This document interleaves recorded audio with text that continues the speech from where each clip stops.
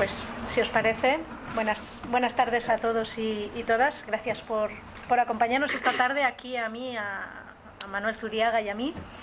Gracias por vuestra presencia, gracias al casino como siempre. Y bueno, pues Manuel Zuriaga ha sido director técnico de Les Arts desde, pues lo he encendido, disculpar. Estaba encendido, a lo mejor no lo tenía bien dirigido. ¿Ahora? Vale, entonces me tengo que acercar. Vamos a acercar. Bueno, pues buenas tardes, bienvenidos, hijos de la ópera. Os saludamos esta tarde. Y bueno, aquí estamos con Manuel Zuriaga, que ha sido director técnico de Les Arts desde el año 2009, me parece, hasta el 2022. Exacto. Somos dos viejos conocidos, ahora os explicaremos por qué. Y bueno, pues en la línea iniciada en Amix, ¿no? esta temporada, pues este ciclo de encontres se abrió para tratar aquellas cuestiones que los aficionados de lo que es la música y de la ópera pues puedan desconocer, ¿no? Sobre los entresijos de cómo se vive desde dentro de un teatro, de un gran auditorio, el trabajo, ¿no? que hay detrás, ¿no? del backstage, ¿no? Y hoy abordamos una temática relacionada con los oficios de la ópera. Esta temática es muy sugerente y muy extensa, porque son muchos los oficios en los que podríamos profundizar en una tarde y todos no podemos abarcarlos, pero bueno, de alguna manera hoy trataremos con Manolo de hacer una panorámica de los oficios, sobre todo más técnicos, que le atañen a él en su área. Y bueno, pues al final de la charla, como siempre, pues podréis hacer preguntas al respecto. Y bueno, decía al inicio que somos dos viejos conocidos, porque yo he trabajado 16 años en el Teatro de la Ópera, empecé en el departamento de orquesta en diciembre del 2006 y a los 2 años o así me pasaron ya con las diferentes direcciones económico-administrativas generales, administradores generales, etcétera. Y bueno, pues fruto de esa posición en la que tenía, pues cuántas veces habremos hablado tú y yo, Manolo, a lo largo y ancho de tu tiempo y del mío, ¿no? Porque ahora estoy en excedencia en estos momentos, ¿no? Las veces que habremos hablado por teléfono. Por teléfono. Sobre todo, ¿se oye? ¿No? Bueno, acércatele un poco. Hablaré, yo creo que casi, yo hablaré de viva voz. Si me oís, hablo. ¿Me oís bien? A lo mejor acércate, Manolo, acércate un poquito más, exacto. ¿Ahora? Que se note que eres perfecto, director técnico, que ya. no... Pues generalmente hemos hablado por teléfono, sí, porque una institución como el Palau de Les Arts es muy grande, trabajamos muchas personas dentro de ese edificio. El edificio tiene 44.000 metros cuadrados construidos, con lo cual imaginaros la cantidad de kilómetros que nos hacíamos al día para visitarnos. Entonces el teléfono es una cosa que te ahorra kilómetros y tiempo. Y también porque nuestro trabajo nos obligaba a una comunicación rápida y yo siempre llamaba para pedirle algo. Sí. Siempre. Teléfono rojo. A ver, Manolo, por favor, quiere Berta, hoy? esto que me lo firme, está el director, esto que me lo firme, que tengo que hacer esto, que tengo que hacer lo otro. Si no lo firma, no va a llegar el de la producción. Si no firma, no. En fin, siempre ha sido esa es nuestra relación. Pero y las convocatorias de reuniones generales y cosas así, de la dirección general. Sí. Pues ahí nos veíamos. Exactamente. Bueno, entonces él, pues como decía, pues han sido más de 13 años de director técnico en Les Arts, pero no solo ha sido eso, también ha sido escenógrafo. Sí. ¿Puedes contar un poquito? Bueno, sí. Cuenta un poquito tu trayectoria para que te sitúen, porque tú sabes del front y del backstage, ¿no? Exacto, o sea que... sí, para que me situéis. Bueno, yo he sido autodidacta. En estos tiempos de titulitis, pues yo a lo mejor soy de los últimos autodidactas. Yo desde mis 16 años empecé a hacer teatro como actor. Después, siendo actor, miraba más a las candilejas y al decorado que al papel, y con lo cual me empecé a derivar a ser escenógrafo. Mi profesión de verdad es escenógrafo. o sea, de verdad, la que he mantenido toda mi vida, pero he hecho ayudante de dirección, he hecho ayudante de escenografía, he hecho iluminación, incluso hice una vez vestuario. Y en 1990 creé una empresa de construcción de decorados que se llamaba Odeón Decorados, que llegó a ser hasta el 2012 o no, hasta el 18 la empresa más importante de España a nivel de construcción de decorados, de ópera sobre todo, también de televisión y también de teatro. Estando en esa empresa, que tenía junto con Josep Simón, que era mi socio, me llamaron del Palau de les Arts. Y ya nos llamaron antes como empresa constructora. Hay una anécdota así muy simple, pero nos llamó Helga Smith, la intendente, cuando aún estaba en las Caracolas, estaban construyendo el teatro, y nosotros nos sorprendimos, ¿no?, un poco que nos llamara, aunque nosotros por otras circunstancias ya habíamos entrado en el teatro cuando estaba de obras, de la mano del Liceu de Barcelona, que también era un poco extraño, ¿no?, que de unos valencianos fuera el Liceu el que les invitara en una de las visitas a que estuviéramos, porque nosotros estábamos colaborando con el Liceu como constructores. Entonces la intendente, cuando nos vio, nos dijo: ¿pero sois de Valencia? Porque me han hablado muy bien de vosotros. Entonces dijimos: mira, si pasa el río, en la avenida del Puerto estamos, o sea que estamos aquí al lado. Eso fue el primer contacto con la intendente. Estaba buscando empresas para ver el tejido industrial a nivel de espectáculo de que tenía Valencia, y se encontró con una empresa que tenía 60 trabajadores, tenía una nave de 3.000 metros cuadrados y que construía pues para toda España y también para Europa. Eso fue, y ahí se nos quedó la relación, esperando que construyeran el teatro, que lo acabaran. Y la siguiente charla con la intendente fue para preguntarme si yo quería ser director técnico del teatro. Yo tenía mi empresa, y mi empresa pues era lo más importante, y pues le dije que no era el momento y que agradecía muchísimo que me invitara como a ser director técnico, pero que mi vida estaba aún en el decorado y en mi empresa, en Odeón. Al cabo de unos 9 meses, una nueva llamada para decirme: ¿que te lo has pensado bien? Y yo: sí, intendente, sí me lo he pensado bien. Y después hubo, al cabo de un año de esa primera, otra tercera. Y ahí es cuando dije: ya no me van a volver a llamar más, porque si me llaman 3 veces y digo 3 veces que no. Y di el paso que fue uno de los pasos mejores que he dado yo en mi vida, la verdad.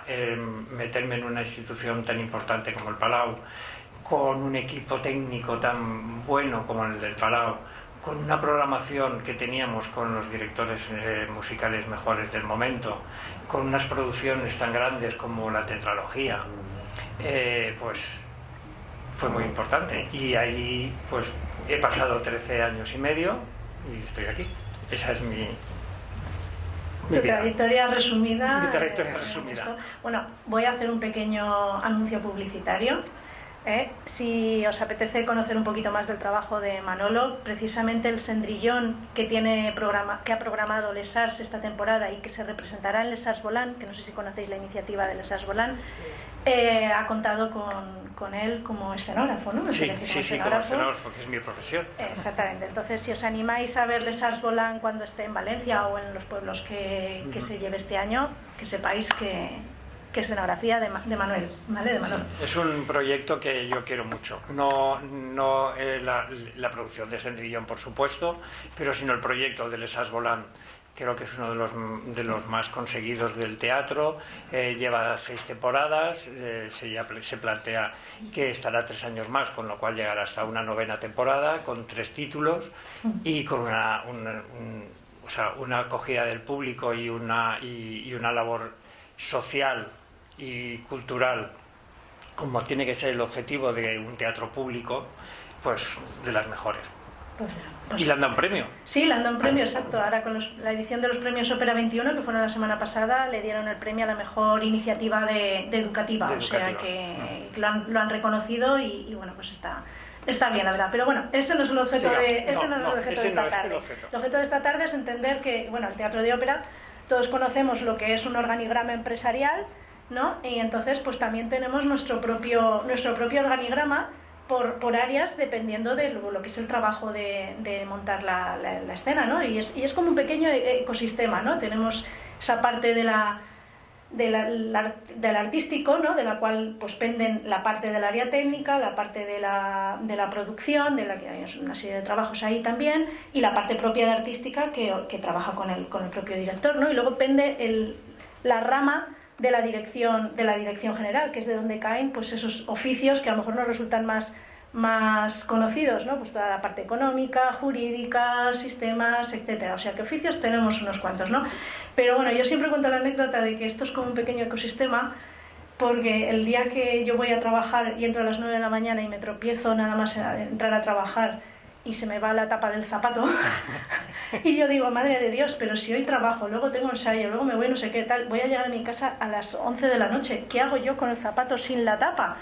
Y entonces pues tapa zapato, bajo al taller de utillería y les digo, ¿qué hacemos con esto? Pam, pam, pam, me pusieron unos clavos, zapato para todo el día y aguanté hasta que lo llevé al zapatero. O sea que tenemos ese pequeño ecosistema de, bueno, y el botón de la chaqueta del director, si esperan que yo lo cosa, o sea, a ser que lo bajé a vestuario también, eso me ha pasado un par de veces también. O sea que lo he bajado a vestuario y eso. Entonces, pues eso, que es un pequeño ecosistema, ¿no? Entonces, Manolo, en la parte que a ti te toca, que es la tuya de la técnica, dirección técnica, si podías contarles un poco mínimamente qué oficios están pendiendo de ti, ¿no? De esa dirección técnica, para un poco situar el mapa de cara a los que nos están escuchando. La dirección técnica lleva todo lo que pasa en el escenario. En el caso del Palau, en los escenarios, porque ahí hay 4. Y ahí están todos los oficios, digamos, teatrales. Tenemos, como el Palau de les Arts tiene una maquinaria de última generación, todo está mecanizado, todo está por ordenador, todo está muy equilibrado, digamos. Hay uno de los equipos más importantes es mecánica escénica, es quien mueve todos los ascensores, todos los motores, todas las plataformas que se desplazan, tanto hacia arriba como hacia abajo, como derecha e izquierda. Ese es el equipo, digamos, a nivel técnico, el corazón del equipo, ¿no? Porque es el que va a mover. Sin ellos no puedes subir el telón, sin ellos no puedes mover un decorado, sin ellos no puedes hacer muy pocas cosas. Después, pegado a ese equipo, a esa mecánica escénica, está maquinaria, que es los maquinistas de siempre, los que montan, desmontan los decorados, y los decorados que van suspendidos los cuelgan de los motores de mecánica escénica. O sea que mecánica escénica y iluminación son dos equipos muy relacionados. Digamos que mecánica escénica son los anteriores a maquinaria, son los anteriores a mecánica escénica. Antes la maquinaria se utilizaba todo con cuerdas y contrapesos. Ahora esos contrapesos que existen van colgados de motores para que funcionen. Esos son los dos equipos más fuertes. Después está iluminación, que es igual que maquinaria, y son es el equipo que mueve, coloca, monta y ilumina todo el espacio escénico, que cada vez es más importante dentro de los espectáculos. No se concibe ahora un espectáculo sin luz, sea luz de velas, sea luz del aparato de LED más robotizado del momento. Eso siempre está ahí. Después tenemos audiovisuales. Es un equipo que se ha creado posteriormente en la historia del teatro, porque antes los teatros no tenían imágenes proyectadas, porque todo era decorado, y no se sonorizaba nada. Ahora las óperas no se sonorizan, o sea que los cantantes no llevan micro. O sea, si alguien nos dice que el cantante lleva micro, no lleva micro, pero sí que se utiliza para que el escenario escuche lo que pasa en el patio de butacas. Es decir, el audio en teatro de ópera es como referente de lo que pasa en el patio de butacas, porque el cantante tiene que oír bien a la orquesta. En los teatros antiguos, las puestas en escena estaban muy condicionadas por ese oír al maestro. Por eso los cantantes, aparte que les venía mucho más cómodo, estaban en corbata y entonces el director lo dirigía y oían muy bien la orquesta. El audio en la ópera funciona para que los cantantes estén donde estén escuchando la música al mismo momento que ocurre en el foso y fuerte, para que se sientan seguros de lo que van a cantar. A la vez, dentro del escenario están las pantallas de vídeo con la imagen del maestro. El maestro es el más importante dentro de la ópera. Él es el que marca todo en absoluto. O sea, cuando va a empezar la ópera, hay un momento, digamos, emotivo en que todo el mundo está mirando el plano del director de orquesta, que se llama el PDO, que es una cámara que solo le enfoca a él. Y todos dependemos de que el maestro haga así y empiece, porque en ese momento empiezan las 4 horas y media hoy de Tristán o la hora 20 de La vida breve, por ejemplo, ¿sabes? Entonces Audiovisuales se encarga de también dar la señal del plano de orquesta. Ahora las imágenes proyectadas en el escenario son casi más importantes que los decorados, y hay una tendencia a que el decorado sea el soporte de esas imágenes, con lo cual la sección de audiovisuales ha tomado una relevancia muy grande, cuando antes no era así. Después tendremos los equipos, las secciones más artísticas, digamos, dentro de la técnica, que sería vestuario, caracterización y utilería. Esas 3 secciones están claras: el vestuario hace el vestuario, caracterización, maquillaje, peluquería, y utilería, todos los elementos que salen a escena, desde un vaso hasta un coche funcionando de verdad, hasta un caballo. Entraría dentro de utilería, aunque sea eso es un semoviente y entonces tiene otro tratamiento. Después está logística dentro del teatro. Logística ya son trabajos que casi están fuera del escenario, aunque en nuestro teatro las personas de logística también están haciendo una función doble, de ayuda a las secciones que necesitan en algún momento. Es la sección que nos trae la producción, se la lleva, trae la peluca que se ha extraviado o que hay que comprar, trae todos los elementos que se utilicen en el escenario. Esos son los que van directamente relacionados con el escenario. Y después, dentro de la oficina técnica, que la comportan todas las secciones, está la sección de proyectos, que es la que arranca una producción. Es la que hace los planos y la que vela porque las producciones alquiladas que llegan al teatro funcionen dentro de nuestro teatro. Y las producciones nuestras que van a otro teatro funcionen. Y que el proyecto del escenógrafo sea viable en nuestro escenario, porque ahora los decorados no solo entran en el escenario, se montan y ya está, sino entran en el escenario, suben, bajan, se desplazan, llevan a gente, hay vuelos, hay apariciones, todo eso tiene que funcionar dentro de nuestra maquinaria. Antes en los teatros del Renacimiento pues habían trampillas y se utilizaban esas trampillas para hacer apariciones, y habían poleas para hacer traslados en el escenario, pero ahora todo eso, como es de maquinaria, esa maquinaria que ya es del teatro como infraestructura, mediatiza el funcionamiento, y entonces depende de la producción que tengas, tienes que hacerla funcionar en tu maquinaria. Eso sería proyectos. Y está la dirección de producción técnica, que es quien nos abastece y vela por el presupuesto de las producciones dentro de técnica. técnica tiene un presupuesto y entonces la producción técnica hace que se compren, se organicen los viajes, se hagan los contratos necesarios para el personal de refuerzo, se propongan, porque quien lo hace es personal, y vela porque la producción, los costes de la producción no se salgan de ese presupuesto que nos ha asignado la dirección artística y la dirección general. Bueno, pues como panorámica... Ahí estamos todos, 123. Exacto, eso te iba a decir, digo, ¿cuántas personas es exactamente? Digo, unas 123 más 123, los posibles refuerzos que pueda haber asociados a cada producción. Y bueno, la parte esa que inicia de la oficina de proyectos, claro, ahora que estamos en abril, mayo, que ya la temporada del año que viene ya está casi definida, aunque no publicada de alguna manera.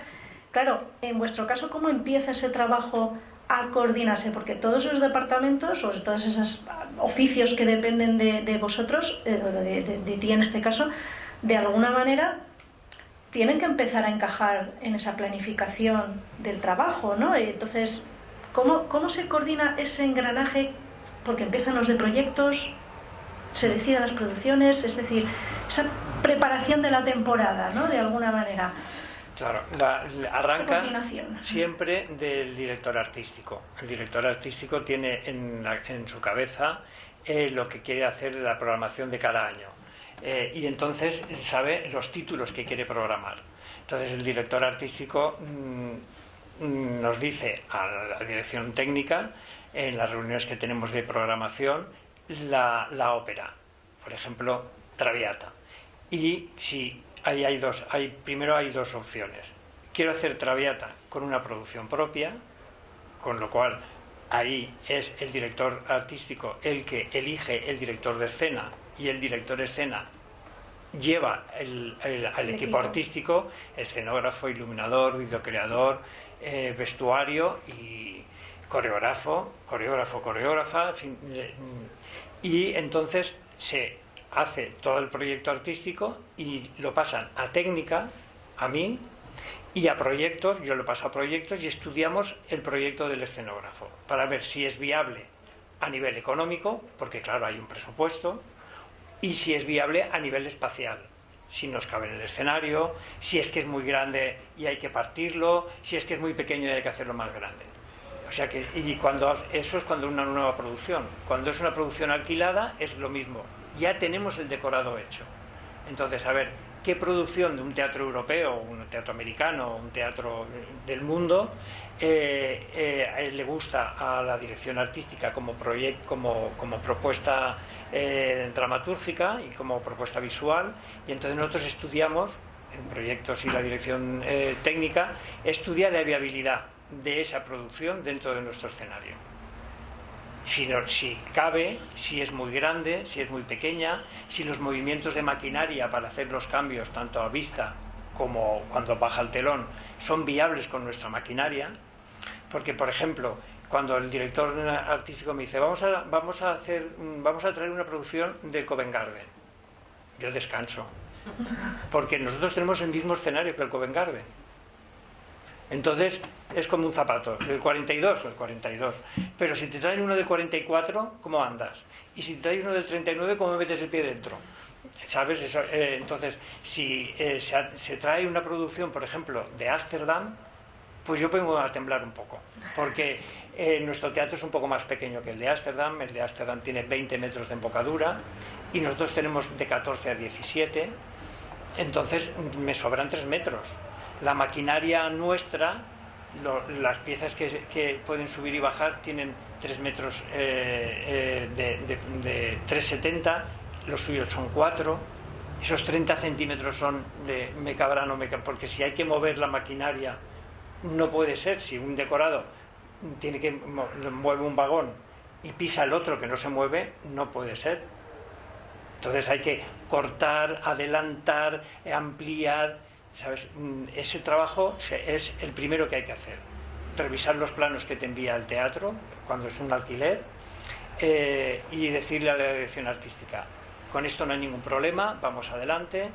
esta producción hay que hacer mucho trabajo para meterla en el escenario, pero podemos hacerlo, o esta producción es que hay que hacerla nueva, porque es que esto no nos cabe y hay que hacer una nueva producción. Y ahí es el director artístico el que ve si verdaderamente el esfuerzo de acoplar una producción le conviene, o cambia directamente de teatro para buscar una nueva. Eso es. Y esos proyectos el que inicia. Inmediatamente está el siguiente problema, que es: hay que traerla de donde venga. ¿Cuánto cuesta? ¿Qué plazos de transporte? Ahora traer una producción de América es costosísimo, o de Asia es costosísimo, porque los contenedores son carísimos y se dilata mucho en el tiempo, porque un transporte en barco desde Filadelfia a Valencia pues son 5 semanas casi, con lo cual tienes que tomarlo todo con mucho más antelación. Ahí está logística, quien hace ese presupuesto de que cada contenedor nos va a costar 2.000, 5.000, 9.000, 10.000 euros. Por 12, pues ya sabes lo que te va a costar traer la producción. Eso también es una variable bastante fuerte. O sea, no, porque una producción, lo normal son de 4 a 6 contenedores, o sea, trailers de 12 metros, pero hay producciones de 12 trailers, como si fuera un concierto de los Rolling Stones, por ejemplo, que pensaba, un concierto de Rolling Stone mueve 20 trailers. Pues una producción, no era nuestra, pero la producción del Teatro Real, de la Bohème de Teatro Real, eran 18 trailers que construimos nosotros en Noveón, que se hicieron aquí en Valencia. O sea que eso es lo siguiente. ¿Cuánto me va a costar traer la producción? Eso que no se quede en algún sitio que yo recuerdo, y eso desde mi punto de vista, cuando algo se ha quedado en la aduana y hay madre que lo tenemos en la aduana, es que está ahí en el puerto y no podemos traerlo porque nos falta el papel, el cuaderno ATA, eso alguna que otra vez nos ha pasado. Sí, y Berta, hay que sacar como sea del puerto ese contenedor, porque si no, no llegamos. Firmar papeles, en fin, eso es una burocracia, una administración paralela que quizá el espectador que se sienta cómodamente en el patio de butacas a escuchar una ópera se imagina lo que hay ahí detrás, lo que ha costado traer, por ejemplo, la peluca de Plácido Domingo. No es broma, Vale, es una peluca, pero es la peluca del señor Plácido Domingo, que venía de Los Ángeles, y que Los Ángeles no la describió bien, y justamente cuando llegó a la aduana abrieron el paquete. Entonces, lo que decían Los Ángeles, al señor de la aduana no le parecía que era lo que recibía aquí, porque el señor de la aduana leyó pelo natural y entonces pensaba que eran unas madejas de pelo natural o trenzas, y claro, era la peluca de Plácido Domingo. Y entonces creo que ponía PD, y el PD no sabía lo que era, y le decíamos, Plácido Domingo, es su peluca. Sí, pero a mí no me queda claro, hay que pedir información a Los Ángeles para que vengan nosotros, pero es que es la peluca de Plácido Domingo. PD, ¿qué vamos a decir? Pues eso, y claro, Plácido Domingo sin su peluca no sale. Está claro, ni para hacer Nabucco, por ejemplo, que tiene que llevar las... Pues esta era Edith Foscari, me parece, ¿no? Esa era Edith Foscari que se quedó por ahí en la aduana y vamos... Llegó, después llegó. Sí, después el señor ya entendió todo y ya dijo, vale. Pero ese momento de que llegan las cosas y se quedan en la aduana es como momento crítico, por lo menos visto desde la administración, es como está ahí, y no puedo cogerlo, y no puedo cogerla. Pero bueno, ya te comentábamos también que eso yo no me acordaba de la Salomé también, de lo que nos pasó con la pandemia. Salomé era una producción nuestra que la alquiló Houston, el Teatro de Houston, que tenemos muy buena relación. El Teatro de Houston con nosotros, porque nos han programado la tetralogía, o sea, los 4 títulos de la tetralogía lo han programado, con lo cual hemos estado 4 años, todos los años, yendo los técnicos del teatro a montarles la producción. Entonces ya había ya una buena relación. Entonces nos pidieron Salomé, la producción de Salomé que hicimos aquí, no recuerdo qué año. 2010. Sí, o el 10 o el 11, sí, fue de las era un primeras. festival del Mediterráneo que fue con Meta, o sea... Sí, que... sí. Y la enviamos, pero la enviamos en marzo del 20 y cogió la pandemia en medio. Entonces el barco llegaba 4 semanas después, que Houston estaba cerrada y no sabía cuándo iba a abrir, porque por pandemia cerraron, como cerramos nosotros. Y entonces llegó, era como tocar mare y volver. O sea, llegó a Houston y después el mismo hotel se tuvo que volver 4 semanas después, porque claro, Houston no sabía cuándo iba a inaugurar. Y de hecho lo ha hecho este año. O sea, desde el 20 lo ha hecho este año. Ha vuelto la producción a Houston, se ha montado y se ha hecho. Muy bien, pues... Es que hay mucha casuística y mucha logística en la ópera, ¿eh? Sí, parece mentira. Parece que no, pero todo eso hay que meterlo en los camiones y cómo cargan, y es muy curioso, ¿no? Ese trabajo de la logística, porque uno no piensa, claro, ¿dónde va todo eso después? Y es que eso hay que ponerlo en los containers, llevarlo en los camiones y sacarlo. Los decorados se almacenan en contenedores, ¿sabes? Porque una nave sería impracticable. Una nave sería muy difícil de moverlo, porque habría que poner decorados unos encima de, o sea, delante de otros, moverlo. Entonces se utilizan contenedores, están numerados, en cada contenedor sabe perfectamente lo que tiene de esa producción y están apilados en una campa, en Náquera, y tenemos 89 contenedores. Y no son muchos, ¿eh? Nosotros tenemos muy pocos. El Real ha llegado a tener 300 contenedores. Y en relación a esto de la logística también, lo que hablábamos de que sobre todo ahora es costosísimo traer producciones, también llevártelas, y que a lo mejor es posible que para no llevarla a la otra parte del mundo mundial sea preferible ceder los derechos de la construcción de la escenografía y que la construyan tal cual en el teatro correspondiente, claro. O sea que... Eso es Turandot. Turandot, exactamente.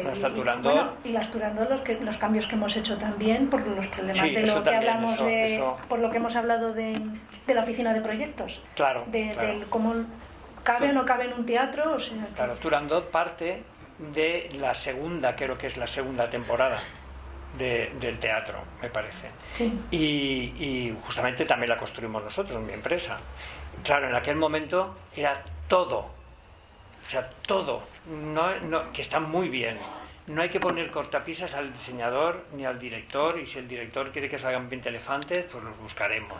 Y si el director quiere que lo que sea, lo buscaremos. Entonces se hizo una escalera real para la Turandot, cuando Turandot había dice que hay que matar al príncipe en el primer acto, creo que es el príncipe de Siria, creo que es, y desaparece por palacio. Entonces la imaginación de Shenkei, que era el director, dijo que desaparezca por una escalera interminable, y se hizo una escalera pues casi de 12 metros de altura, o sea, una escalera que ocupaba todo el espacio de Chácena, lo que se llama en el escenario, está el escenario y otro escenario igual pero detrás, para almacenar decorados. Y se hizo una escalera impresionante de mecanotubo. Claro, eso para el teatro que tiene una Chácena como nosotros es maravilloso, pero cuando el teatro quiere que sus producciones se alquilen, que es la manera de revertir un dinero y de recuperar algo que has invertido, pues eso es un hándicap muy grande. O sea, con esa escalera Turandot no podía viajar. Entonces, como nos la pidió Montecarlo, la producción de Turandot, y ahí Montecarlo no tenía nada, pues ahí empieza la imaginación. Después de haberlo hecho, o sea, ahora ya sé cómo lo haría de otra manera. Entonces lo que se hizo fue, se montó la escalera, se montó, antes de que saliera la producción, se montó toda parte del decorado de atrás y se hizo una fotografía a gran resolución. Y esa fotografía con la escalera se imprimió en un PVC de retroproyección, y entonces la iluminábamos por detrás.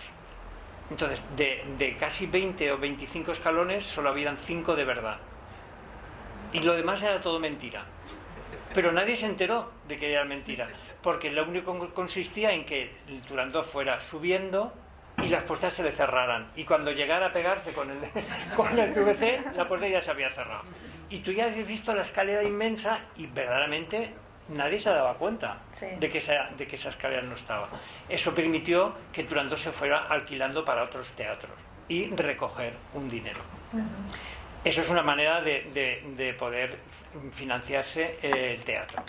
La otra manera fue, como el director era un chino y quería llevarse la producción a China, pero los costes de la producción, del transporte a China y el tiempo que lo querían tener era muy grande, entonces se propuso que nosotros cediéramos los derechos de vuelta a construir, y entonces se construyera un decorado B en Asia, en China. Y entonces hay un decorado en China de Turandot, porque nosotros, creo que se cobró una cantidad de dinero, no lo recuerdo, dimos el visto bueno a que el propio escenógrafo volviera a repetir la escenografía, pero en China. Eso es otra de las maneras. Eso antes se hacía muchísimo en la parte teatral.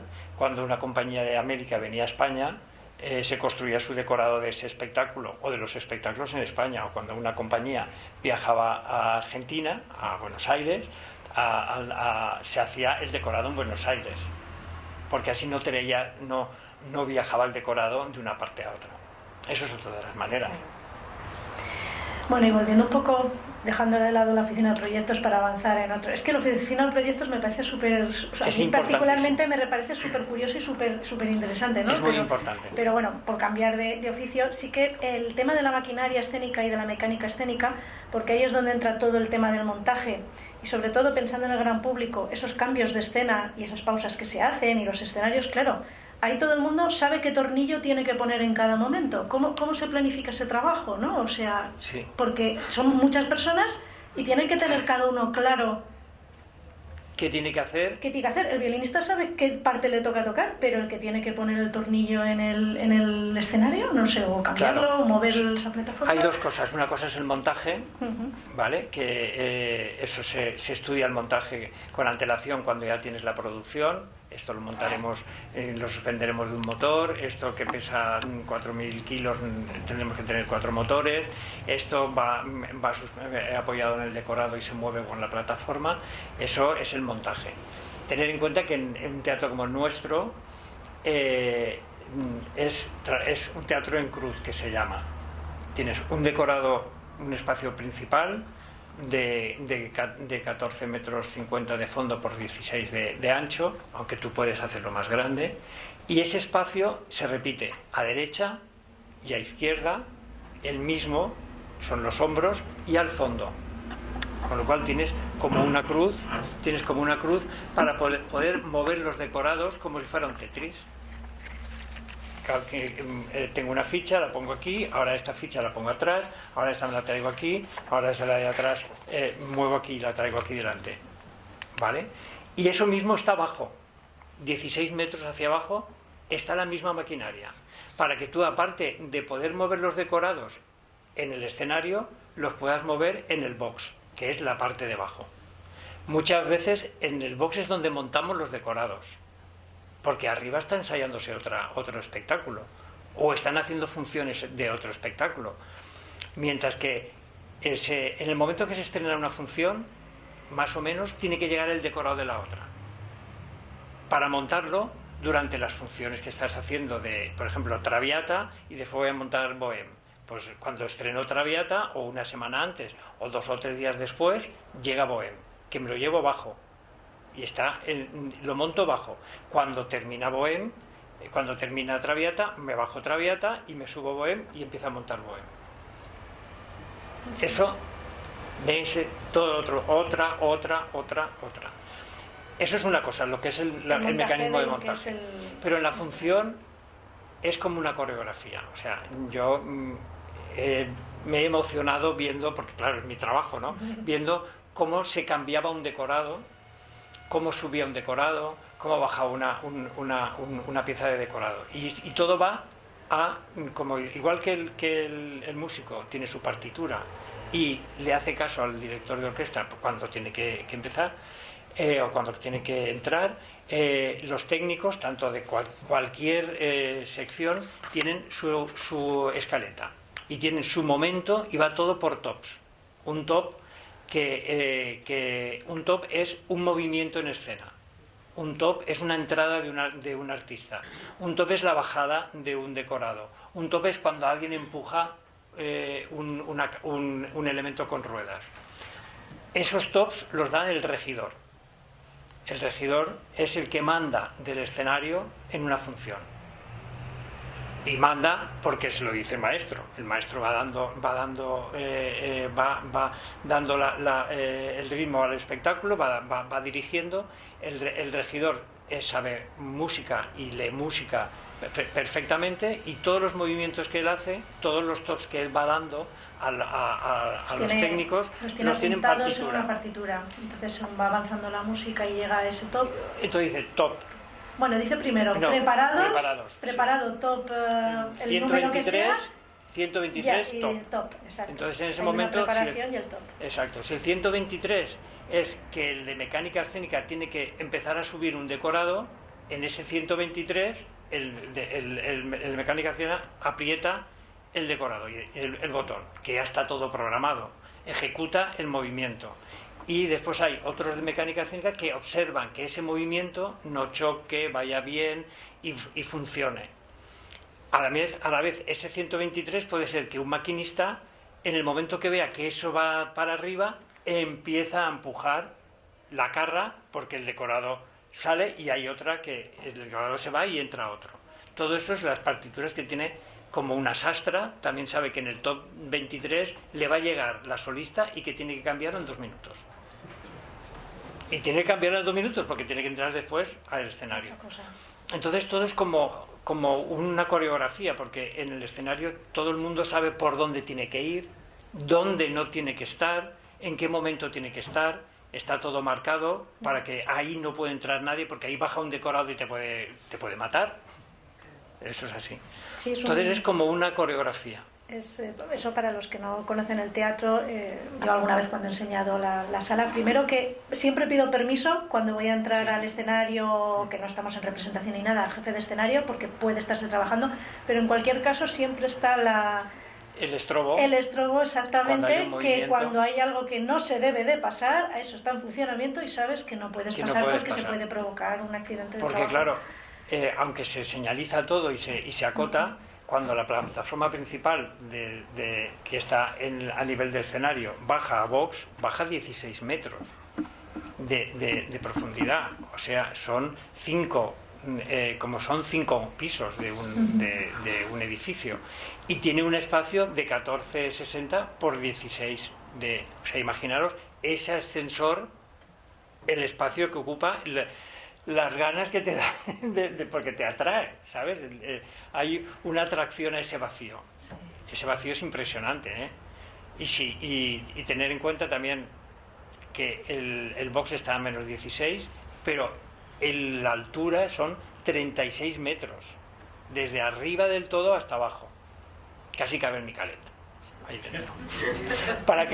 Afortunadamente nunca, para que os deis cuenta de de las proporciones. Nunca ha pasado nada. Quien ha visto el escenario ve que es impresionante, es otra visión, porque es muchísimo más grande que el patio de butacas. Porque tiene 3 escenarios. Tú ves uno nada más, pero ahí tiene 3 dentro y bajo otros 3. Eso es. Se hacen coreografías que se ensayan, igual que el cantante ensaya sus movimientos, igual que el bailarín ensaya. Hay ensayos técnicos para que todo vaya a tiempo. Y es importantísimo, y eso es una de las cosas que en los grandes teatros de ópera como el nuestro, porque el nuestro, considerarlo como un gran teatro de ópera a nivel técnico, no tenemos nada que envidiar con otros teatros. Tiene que, cuando llega el director de escena, el primer ensayo en el escenario, aparte de estar todo montado, tiene que estar a nivel técnico todo ensayado. Después lo cambiará, seguro, porque después lo que en Ámsterdam le ha venido bien en 17 segundos, aquí quiere 22, o al revés. Uy, esto va muy lento. Te ves el vídeo de Ámsterdam y dices, pues 17 segundos, pues aquí son 17. La lentitud es la misma, pero ahora quiero más rápido, más lento. Pero eso da mucha seguridad, tanto al director de escena, porque ve que el trabajo está bien preparado, con lo cual hace, no voy a tener que pelearme con la técnica a ver si está el coche, si no está el coche, si esto baja o esto sube. Y nosotros tenemos esa fama Sí, los técnicos de Valencia. Quedan muy agradecidos cuando pasan Siempre. por Valencia, sobre todo de la entrega, ¿no? que les ofrecemos, Sí. ya no solo de la técnica, sino también desde la parte tanto de producción como de administración. También sienten esa amabilidad, ¿no? Nos lo han reconocido. Es un teatro joven. Sí.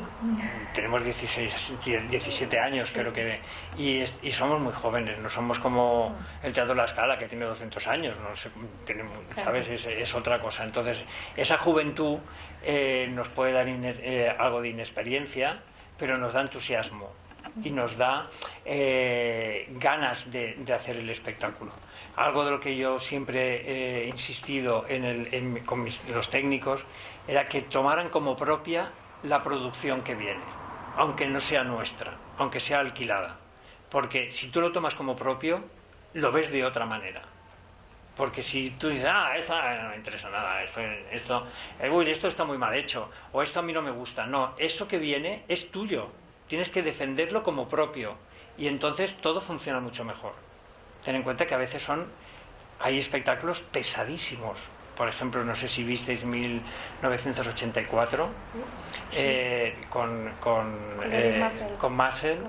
Esa producción pesaba y se movía todo a mano, menos un anillo de un giratorio, todo se movía a mano, unas carras de 2 pisos de altura con gente arriba. Los técnicos sudaban, pero sabían que eran imprescindibles y que si no estaba la carra en ese momento, cuando iba a empezar a girar el anillo, eso no funcionaba. Y el esfuerzo era sudando y acababan, porque las carras pesaban 3.000 y 4.000 kilos y había que moverlas a mano. Pero ese esfuerzo les era gratificante porque veían que su trabajo salía. Como por ejemplo en el Don Carlo, no sé si visteis Don Carlo, el segundo Don Carlo. El segundo, eso te iba a decir, porque hemos tenido dos, ¿no? El segundo Don Carlo, que era todo, la imagen siempre era una cruz, porque eran 2 módulos arriba y 2 módulos abajo y las carras de abajo iban formando siempre cruces. Esas carras las llevaban a mano los maquinistas. El director, ¿cómo se llama?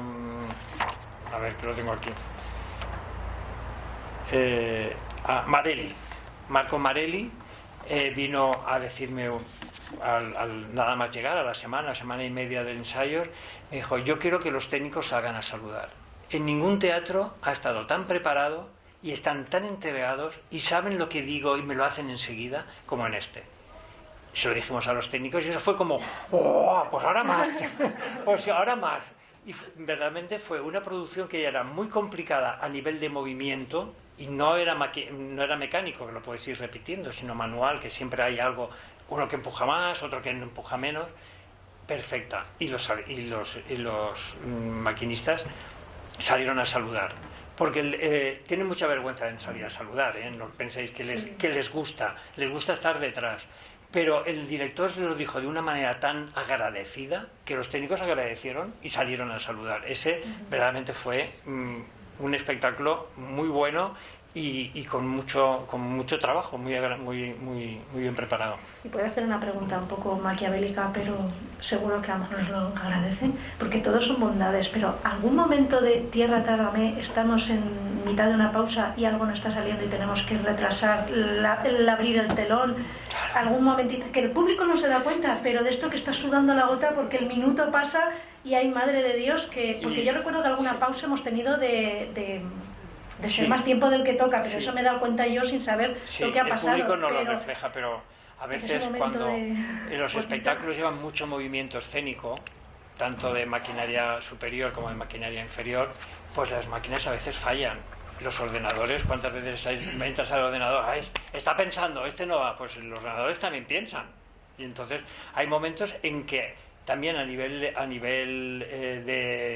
técnico hay microcortes de suministro eléctrico que no nos damos cuenta, pero el ordenador le afectan. Entonces en un microcorte que dura un segundo, que tú ni te has dado cuenta que se ha ido la luz, el ordenador hace ¡plip!, salta y tienes que resetearlo. Tengo que volver a ponerlo en marcha porque el ordenador, como se ha quedado sin luz, dice: yo me paro. no sea cosa que pase algo, ¿vale? Entonces hay que resetearlo. Sí, y ese reseteo generalmente son 30 segundos, 35, pero si te pilla en un momento que vamos a mover un decorado y ha pasado eso, bueno, adelgazamos todos, ¿eh? Ese día adelgazamos. Sí, por eso, porque yo digo, nos ha pasado. Esto es como cuando, tampoco te das cuenta, pero como si un músico de repente se le va un dedo y a lo mejor el gran público lo nota, pero tú notas que, ay madre, que la nota no me ha salido donde toca y no ha salido tal, pero la parte de los técnicos pasa igual, esa gota de y a veces las varas, que son los elementos que suben y bajan y llevan decorados, que tenemos 80 varas en el teatro mecanizadas, que son muchas, pues a veces nos quedamos cortos y una pasa rozando la otra.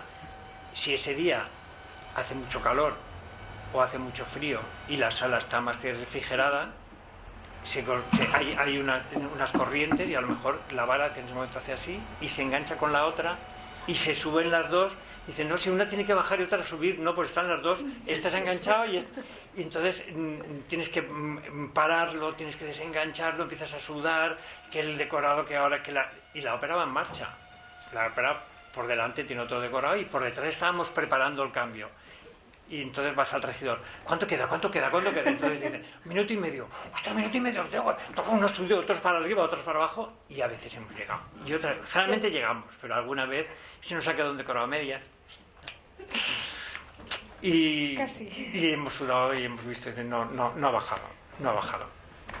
Como alguna vez a nosotros no nos ha pasado, pero a otros teatros no ha subido el telón de boca.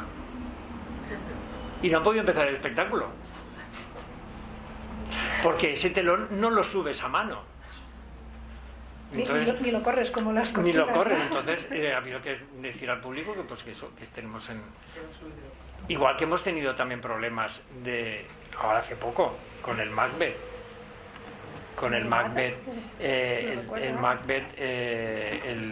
tenor, el que hacía Macbeth, el Salsi, pues tuvo un derrame nasal. No sé si estabais en el... pues eso, sale de escena, le queda solo el área final, sale de escena y dice, me sale sangre. Y se va corriendo al camerino, va a las 23 de tarde al camerino a ver qué pasa, llama a la enfermería, tal, y tuvo un derrame y no llegó a tiempo. Porque tenía el área de Lady Macbeth, el área de la locura, cuando sale que se va a suicidar, pero claro, eso se acaba en un momento. Eso no puedes alargarlo. Y a él seguía sándole sangre y tuvimos que parar la función. Y se baja el telón, el maestro alucina, porque claro, está tocando allí. ¿Qué ha pasado? Entonces ahí está el secretario de orquesta o el técnico de orquesta que tiene que decirle, entra las hostias. Entonces el director se quedó de pie. Un momento que después ya se sentó, el público dice, uy, ha desaparecido el director. ¿Qué pasa? Y mientras tanto, con la enfermería, para que se le cortara, y todos, ¿y qué hacemos? Se salta el área de Macbeth, la última área, no puede saltar. Y claro, cuando estaba en el escenario, rebobino, le salió sangre, pero en Macbeth sangra a todo el mundo. ¿Sabes? O sea, en Macbeth lo más normal es que tengas sangre en la camisa porque te han pegado un navajazo, porque sabes que se va a morir, porque entonces él salió con un poco de sangre. Claro, nadie se dio cuenta de que era esa sangre, era suya. No era. Y salió, al final salió, hizo un área estupenda. Realmente el público es muy, muy agradecido, mucho. Y entonces le hizo una ovación impresionante. Y terminamos el espectáculo.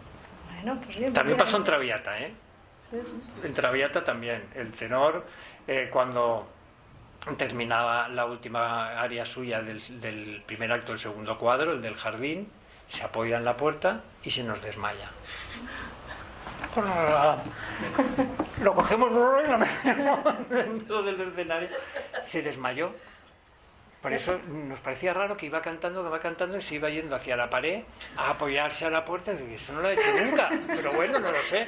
Se le ha venido la inspiración y es que ya no te podía aguantar más y se desmayó. Yo sí que recuerdo de alguno que se ha resbalado en medio de la función, sí. alguno que ha tenido que dar alguna bofetada, alguna cosa y se le ha ido un poco las manos y ha sonado más de la alguna cuenta. gamberrada también entre ellos. De esto que dices, ostras, se le ha ido la mano sin querer a la otra persona y ha sonado que ha dolido, eso ha dolido.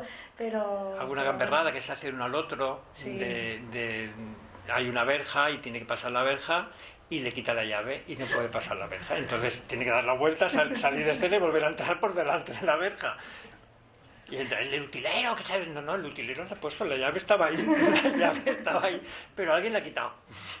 Eso también ha pasado. Ahora que has mencionado a los utileros, porque nos quedan los 3 grandes oficios artísticos, ¿no? Sí. De esta parte de lo que es tu trabajo. Y digo un poco por resumir también, porque por la hora que es también me gustaría dar paso. Mucho, Me gustaría también dar paso. Tengo algunas preguntas más, pero también hay que dar paso al público. Eso, nos queda vestuario, nos queda utilería y nos queda caracterización, ¿no? Sería un poco los 3 grandes, quizás más visibles, más artísticos, más iba a decir más agradecidos si cabe, porque la verdad, hacer vestuario, dedicarte al tema de la caracterización o hacer esas pequeñas cositas es como más agradecido visualmente, ¿no? De cara también al gran público, ¿no? Entonces un poco porque cuentes esos pequeños secretos, cómo se organiza, el tema de las fichas de los artistas, que no sabemos que el pie, las medidas. Hay un contrabando de fichas de artistas. Bueno, lo del contrabando de artistas, eso no es broma. En Ópera Europa hay distintos foros de intercambio de información,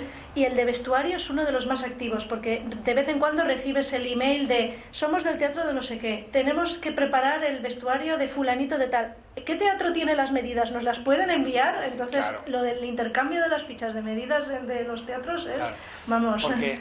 Porque a veces, no sabes por qué, los solistas, por medio de sus agentes, no envían las medidas. O las medidas son de la primera comunión. que también las hay, ¿sabes? O sea, ves las medidas y ves una fotografía y dices... No. O es su hermano, o no sabemos qué. Entonces, claro, lo que haces es vestuario, que tiene que ser de los primeros que también se pone en marcha, porque su labor es mucho más larga. De una producción alquilada el vestuario viene todo, pero el vestuario viene con las medidas de los solistas que han tenido en la producción. Y los solistas generalmente no coinciden, o sea, no hacen esa producción en nuestro teatro, sino ya no la vuelven a hacer. Entonces tienen que recibir el vestuario con las fichas que le envía el teatro que ha alquilado, con las medidas del vestuario. Y ahora tengo aquí a los solistas, quien sea, ¿vale? Entonces, a ver, ¿ha estado en el teatro? Si ha estado en el teatro, respiran. Ya tenemos respiran, pero hay que ver las últimas fotos, porque a lo mejor ha engordado o adelgazado, que eso también, eso, en fin, que los solistas nos hacemos mayores todos también. Claro. O sea... Entonces, lo que se hace es ver en qué teatro ha tenido su última actuación, y entonces te pones en contacto con sastrería, la dirección técnica y sastrería de ese teatro, y le pides la actualización de las medidas, que a veces coinciden y a veces no, porque ese último teatro ha tenido que le han probado un traje y han confirmado las medidas. Entonces, por eso hay ese tráfico de que también, si un teatro que tú ya has trabajado con él, es mucho más fácil, porque la sastrería ya te lo envía directamente, no tienes que pedir el favor, no tienes que ir a veces... Yo llego hasta a la dirección artística del otro teatro a pedirle, por favor, que nos den las medidas de tal solista, porque dentro de 2 semanas viene a probarse y no las tenemos, y no las han enviado, o al director artístico. Eso es el tráfico de las medidas. Al igual las medidas de las pelucas, porque las pelucas son personales de cada uno, aunque hay empresas que se alquilan pelucas, por ejemplo, para todo el coro, o para partiquinos, o para figuración, pero los solistas principales pues tienen sus pelucas, como la de Plácido Domingo. Entonces tienes que pedirla o tienes que hacerla de nuevo. Las pelucas se pican.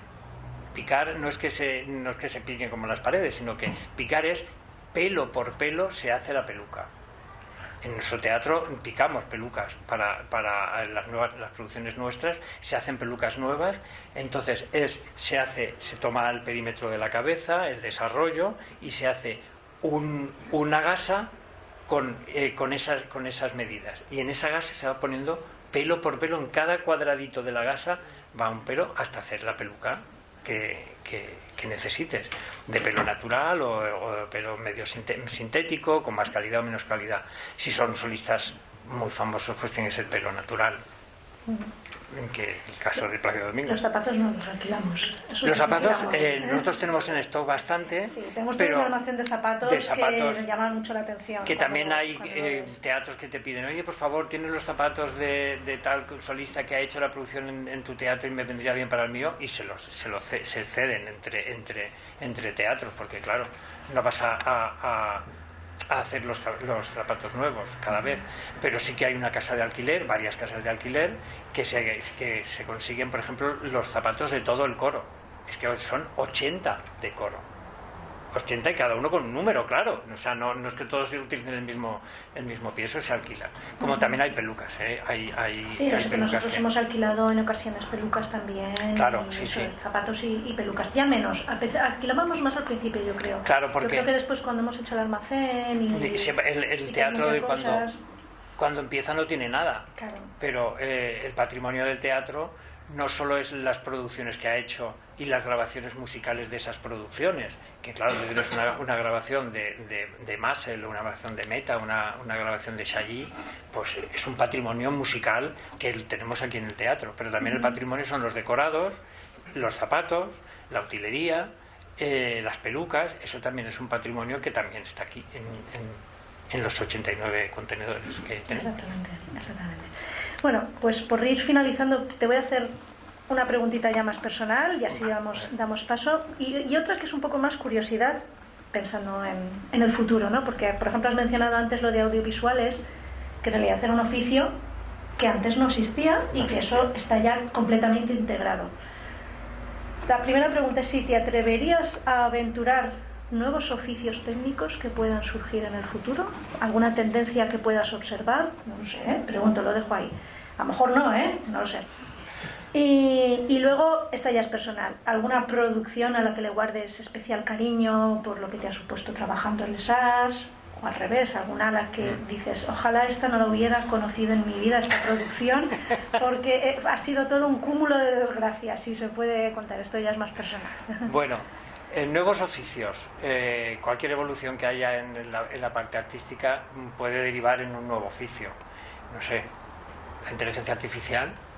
Yo en inteligencia artificial por ejemplo, que la parte de administración eso acabará afectando por ejemplo, a lo que es todo el servicio del público posiblemente y la manera en que se relaciona, ¿no? el teatro con pensar que ahora estamos público. Proyectando en 2D, claro. Pero la proyección 3D existe y se están haciendo adelantos muy grandes en ese campo, y hay espectáculos de rock de grandes estrellas que ya lo están incorporando. Pues eso sería un paso dentro del audiovisual, la proyección en 3D. Eso yo creo que nos llegará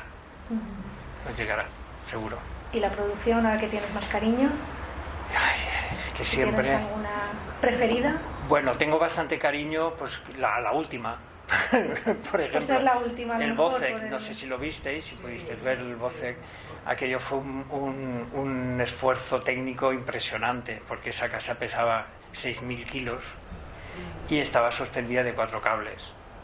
Los cables aguantaban, pero esos cables tienen que estar suspendidos de una estructura. Nuestro peine, como casi todos los peines de los teatros, carga 1.000 kilos cada vara, pero no 6.000. Entonces tuvimos que hacer unas vigas, unas IPNs suspendidas por todas nuestras varas, y de allí los motores que movían esa casa. Teníamos la información de cómo se había hecho en Japón, que era un alquiler, y cómo se había hecho en Alemania. Y nosotros pues nos hicimos entre una y otra, nos hicimos al nuestro. Claro, eso siempre es así, no te sirve al 100% una propuesta de otro teatro, porque ese otro teatro tiene las varas de una manera, a una distancia diferente, y cargan de una manera o de otra. Entonces tienes que nos cogimos todo el proyecto de la producción de Múnich, nos cogimos todo el proyecto de la producción de Japón, que fueron muy amables porque coincidió que ellos habían hecho una producción, Lucia de Lammermoor, no sé si la visteis también, que era producción Monte Carlo, Japón, y que nosotros alquilamos. Y que el director de escena, Jean-Louis Grinda, cuando vino aquí a Valencia, les dijo a los de Japón: en Valencia lo han hecho mucho mejor. Pedir toda la información, así fue, o sea, un paso más, pedir toda la información, porque cuando lo tengáis que repetir, yo quiero repetirlo como lo he hecho en Valencia. Entonces nosotros le enviamos toda la información como si fuera nuestra. ¿Qué pasó? Que al cabo de 2 años fue al revés. Le pedimos: oye, que vamos a hacer un voce que es muy complicado y sé que lo habéis hecho. Y nos enviaron, o sea, nunca nos habían enviado más información de nada, de ninguna producción. Todo. Y entonces con toda su información, más las de Múnich, hicimos la nuestra. Y verdaderamente era un espectáculo que llevaba una casa suspendida y pasó una lámina de agua de 20 metros de ancho por casi 18 de profundidad. Era impresionante, ¿eh? O sea, si lo visteis. Y ahí quien se lucía muchísimo era caracterización, porque todos los personajes iban con calota. La calota es la calva, más la calva con unos pelos, más prótesis de barrigas y de pecho caído, más prótesis de músculos flácidos. O sea, era impresionante. Sí, y bueno, yo salí muy contento, era mi última producción. Tengo que confesar que todos los días cuando se abría el telón yo me ponía un poco nervioso, porque tenía la casa colgada allá arriba con mucha gente por bajo, y que cuando se bajó el telón en la última dije: uff, ya me puedo jubilar, ahora ya. Esa fue. Y la peor no lo sé. No nos lo quieres contar. No lo sé.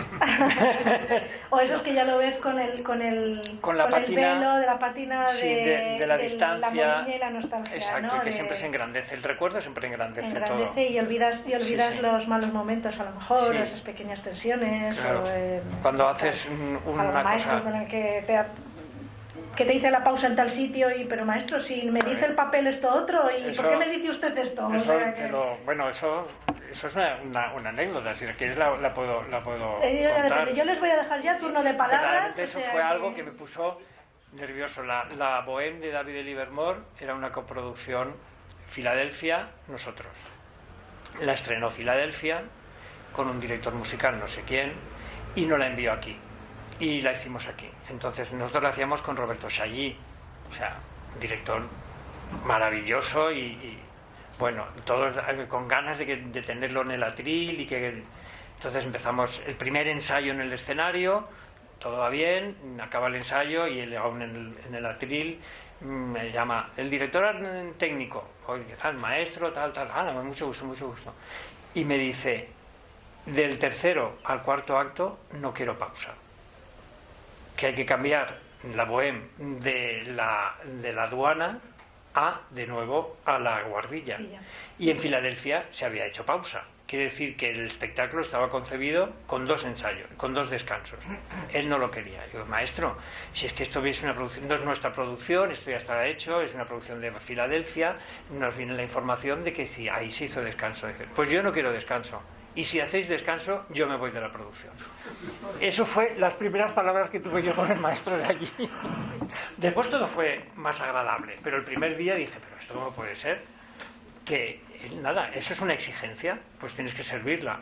Y lo conseguimos, pues fue ensayos, porque el problema era el techo de la guardilla, no sé si lo visteis seguro, que iba suspendido y con una lámpara en medio. Entonces había que los techos no se guardan en el peiné así, sino se hace así y se guardan así, porque si se guardan en su verdadera dimensión ocupan medio peine, entonces no hay luces que no puedes poner luces. Entonces cuando están en su posición están como techo, así, pero cuando van a subir lo que se hace es se bajan y se enganchan para arriba. Ese cambio, que en el tercer acto el techo estaba arriba, tiene que bajar y volver a su posición. Eso no era complicado, pero es que una vez puesto en su posición había que bajar un cable y enganchar la lámpara arriba con el vamos, no, parece que no sea técnico. y enganchar la lámpara era lo que más costaba. Entonces, claro, por eso en Filadelfia hicieron descanso, porque se cubrieron en salud. Yo hago un descanso de 20 minutos y vamos, en 10 está la lámpara puesta. Pero no vas a tener al público 10 minutos así, esperando a ver qué pasa con la sala medio. Y conseguimos 4 minutos, que es la meta nuestra en un ensayo, en un cambio con público en la sala, como máximo 4 minutos. Lo mejor es de 2 a 3, pero como máximo 4 minutos. Y lo conseguimos. Cuando lo conseguimos fui al maestro y dije, sí, maestro, quedes en la producción, que no vamos, ya hacemos el cambio.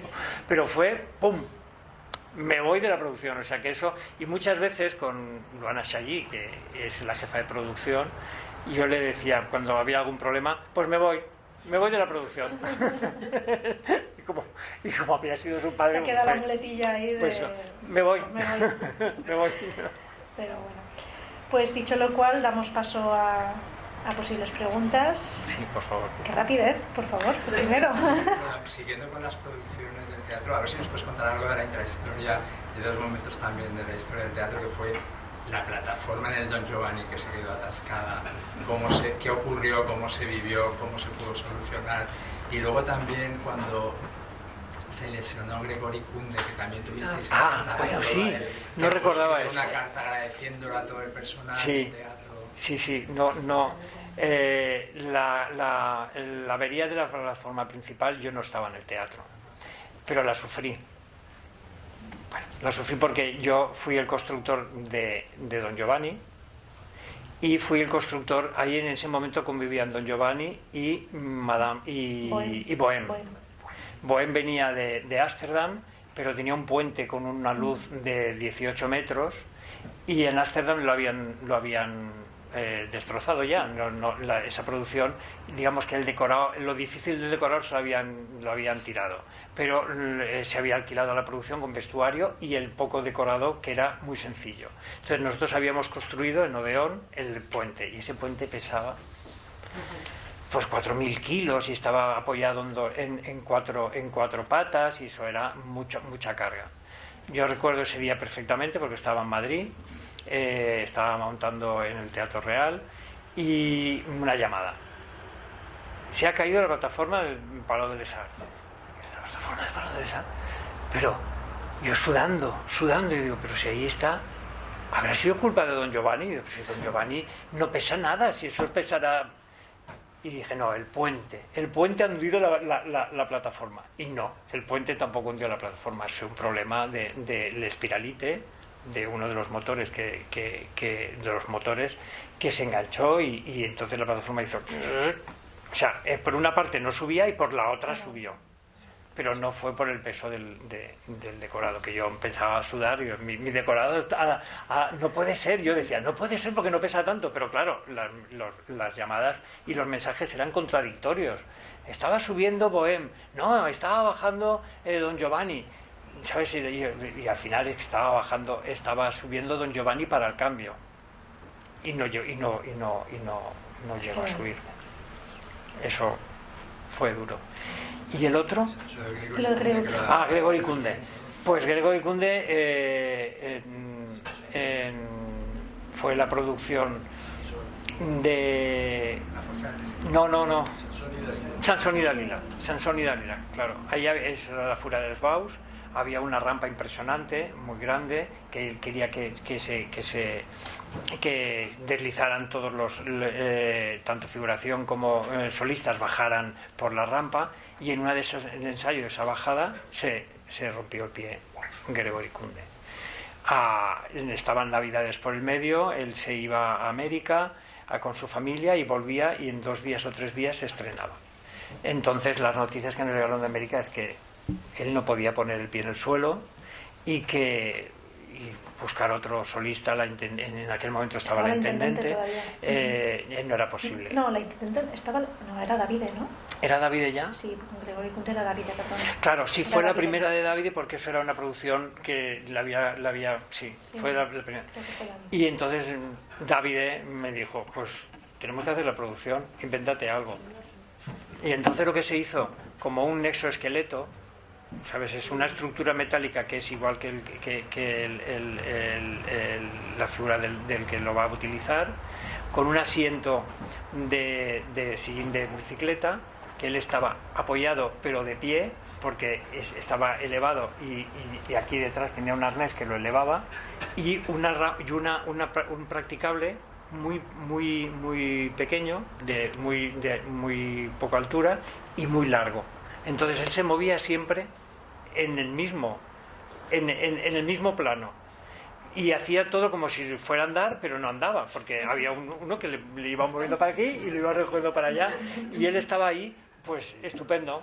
Pero había un momento que tenía que colgarse, entonces se colgaba, se soltaba esa estructura, y todo con la estructura que le soportaba iba para arriba, iba para abajo, y cuando llegaba abajo encajaba en la carra y ¡fum!, movía. Entonces hubo gente que no sabía que estaba con el pie roto y con una escayola, que llevaba una escayola, llevaba una bota de esas. Y le hicimos eso, un esqueleto para que él estuviera como sentado, apoyado en todo momento, que pudiera cantar, que tuviera el diafragma libre, que no le apretara, y quisiera. No hacía lo mismo, claro, no podía hacer lo mismo, pero que parecía que hacía lo mismo. Lo que decía del ecosistema, de todo lo que somos capaces de hacer dentro de ese edificio, ¿no? De los múltiples, sí, todo. Porque un exoesqueleto es... Pues empezamos allí ingeniería y sobre todo sin Kunde. Ah, bueno, claro. Sin las medidas. Sin las medidas las teníamos, pero el señor Kunde no estaba, el señor Gregory no estaba. Tuvimos que acoplarlo, el día que vino tuvimos que acoplarlo un poco. Pero bueno. Bueno, ¿alguna pregunta? Sí. Una pregunta, bueno, en primer lugar, enhorabuena Manuel y Berta, no podría ser más interesante. Bueno, gracias. Y de verdad, no podría ser más interesante y con tanta información tan jugosa. Una pregunta también que va al hilo de lo que comentaba Javier, de los cantantes que pueda tener un problema.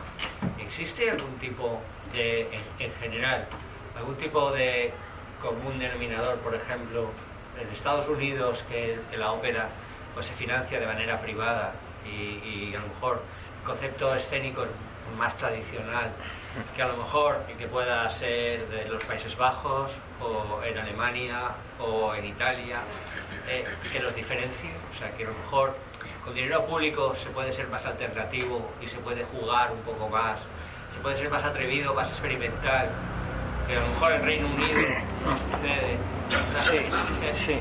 ¿Cómo funciona eso? Y luego, bueno, dentro de lo que se pueda contar, bueno, ¿qué otras situaciones así se ha podido dar en los que con desafíos técnicos de estos muy complejos, pues todo ha ido muy mal, pero que el público no ha tenido esa percepción? O sea, que desde el punto de vista interno todo el mundo está como muy decepcionado y todo el mundo, yo qué sé, incluso situaciones de tensión, errores humanos o lo que sea, sí. Pero que el público sale de ahí encantado y viceversa. Cuando dentro de la casa se está muy orgulloso del trabajo realizado y del punto de vista artístico, técnico, desde todos los puntos de vista, pero que el público no lo reconoce, no lo valora lo suficiente, ¿no? Ya. Vale, sí que hay una diferencia de un teatro público a un teatro privado, un teatro americano que son mayoritariamente privados, y un teatro europeo o español que es público.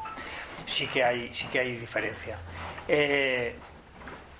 Nosotros, o sea, el Palau de les Arts, gran parte de los técnicos del Palau de les Arts tuvimos la gran suerte de vivir y aprender en el Teatro Real. O sea, yo estuve trabajando en el Teatro Real mucho tiempo, y el primer decorado que se montó en el Teatro Real lo había construido yo, lo monté, o sea, mi empresa, y aprendimos del Teatro Real, aprendimos de Tamayo, José Luis Tamayo, que es el director técnico por antonomasia en España, o sea, el mejor que hemos tenido. Y todos hemos sido sus alumnos, yo me considero un alumno.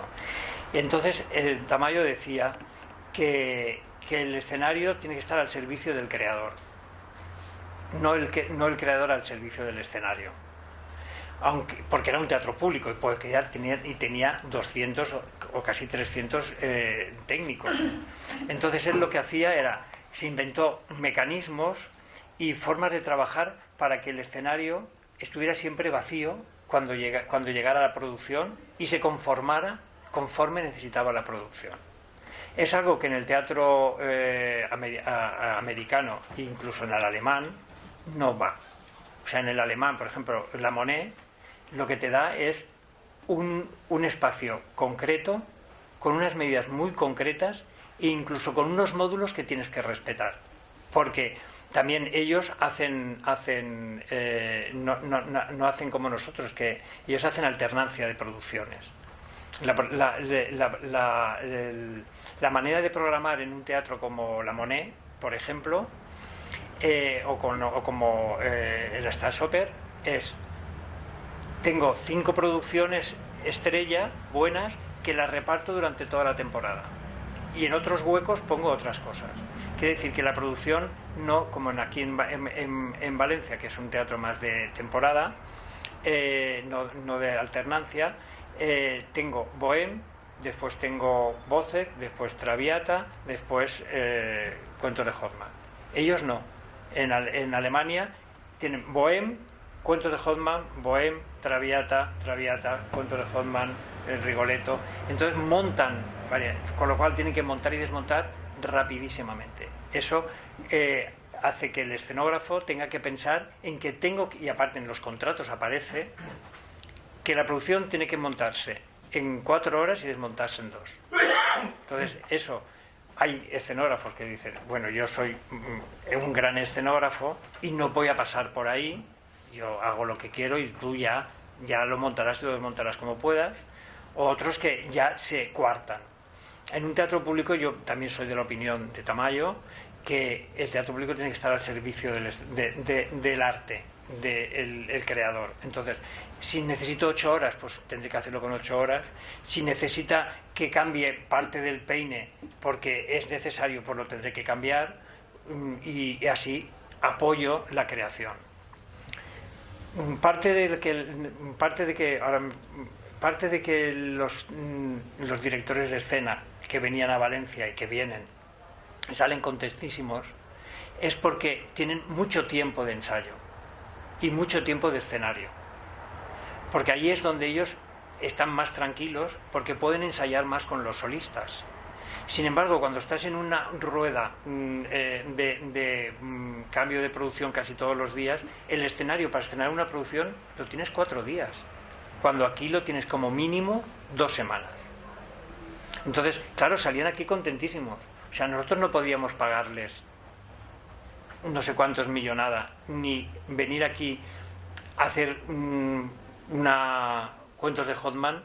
Al director a lo mejor no le supone un subir en el escalón de popularidad y de profesionalidad, pero sí que le servía para hacer su creación tal como él quería. Eso es una diferencia de un teatro público a un teatro más privado, de un teatro más comercial a un teatro más público. Entonces nosotros lo hacíamos, se trabajaba a ese nivel, a un nivel más de priorizar lo artístico y darle todo el tiempo necesario, siempre que los tiempos tienen que cubrir. No puedes estar 2 meses ensayando en el escenario, porque entonces tienes el teatro parado 2 meses, pero alargar el tiempo. Siempre comentábamos que es muy difícil que venga un director a Valencia, porque Valencia casi no sabía ni dónde era, pero cuando se iba contentísimo, ya quería volver. Esa era nuestra percepción, porque claro, cuando dices, ¿le vamos a llamar a Valencia? Pues Valencia, hace 10 años, Valencia no estaba en el circuito de ópera, ahora sí que lo está, pero al principio no estaba, pero sí que estaba, se había pasado la voz de que aquí se trabajaba muy bien, tenías tiempo para trabajar, te ponían todos los medios, no te ponían muchos inconvenientes, porque estábamos también con un respaldo del dinero público. ¿Y cuál era la otra? Respecto a esos fallos humanos, o mal ambiente o mala suerte, que todo va mal, el público sale encantado, no se entera de nada, y viceversa. Cuando desde el propio teatro pues hay un sentimiento de satisfacción en todos los sentidos, en lo artístico, en lo técnico, en lo personal, y en cambio pues a lo mejor leen críticas muy descarnadas, muy ácidas respecto a... Es que eso es el arte. El arte es tan subjetivo, tanto, que todos podemos opinar, y la opinión de todos merece nuestro respeto. Aunque a veces nos cabreemos mucho, porque a veces hay opiniones o críticas que son insultantes y te dices, pero ¿cómo es posible? Pero tienes que aceptar que tengas esa crítica, y también tienes que aceptar, en cierta manera, la decepción. La decepción, porque tú, cuando trabajas en un proyecto, por lo menos yo, que habéis visto que me entusiasmo hablando, pues me entusiasmo con el proyecto. Entonces, no ves nada más que tu hijo, ¿sabes? Y después, cuando enseñas a tu hijo, los demás juzgan que no es su hijo, es algo que es ajeno. Entonces, esa decepción, también tienes que saber jugar con esa decepción de que, aunque tú le pongas todo el azúcar y todo lo que quieras, a veces no aciertas. Porque es así, a veces no aciertas. Entonces tienes que, pues, bajar la cabeza y pensar, la próxima vez lo haré mejor. Porque los hijos a veces nos pensamos que son maravillosos y luego la percepción de los demás respecto de tu hijo pues no es la misma, ¿no? De tu creación no es la misma, porque tú le has puesto ahí mucho amor. Por ahí, luego voy a ti, Geray. Gracias por tu intervención, que ha sido maravillosa. No me has hablado de cosas que no me imaginaba. No has hablado de Voce. Sí. Nunca entenderé el final de Voce, lo del agua. Me gustaría que hablaras de cómo hiciste aquella agua dentro, la gente salía por los pies mojados, no se aplicaba al público, y digo, aquí llegará se va a desaparecer esto y esa es la riada que se meterá en precio de butacas. Me gustaría saber cómo se hizo eso. Vale, como todo hay truco. En Idomeneo también. Como todo hay truco. Pero es un truco muy simple. A ti te parecía que había muchísima agua, pero en realidad era 1,5 centímetros. ¿Sabes? Solo había 1,5 centímetros de agua. Algunas veces 2, porque el escenario no es completamente, ya no se tiene un poco de... Entonces, lo que pasa es que cuando anda mucha gente por el agua y arrastras un poco el pie, salpicaba mucho. Entonces te crees que eso es una piscina impresionante. Pero también tienes que pensar, el agua no llegaba a mojar a nadie, solo el zapato. Aunque ellos se mojaban, pero se mojaban porque también cuando se tiraban, resbalaban. Y en ese momento, esos momentos tan crueles que habían cuando tiraban pan al suelo y eran como animales que cogían el pan y se iban, es que lo movían el propio movimiento de los figurantes. En este caso parecía que había muchísima agua, pero en realidad había 1,5 centímetros. Porque también no podemos poner mucha agua en el escenario, porque el agua pesa mucho. Cada litro es 1 kilo. Y entonces, claro, en metro cuadrado de nuestro escenario, como todos los del mundo, aguanta 1 metro cuadrado, no más. Y si tú pones una molla de agua considerable, eso no lo aguanta. Pero tu imaginación, tu cabeza, lee lo que te estamos mostrando, pero ahí hay una mentira.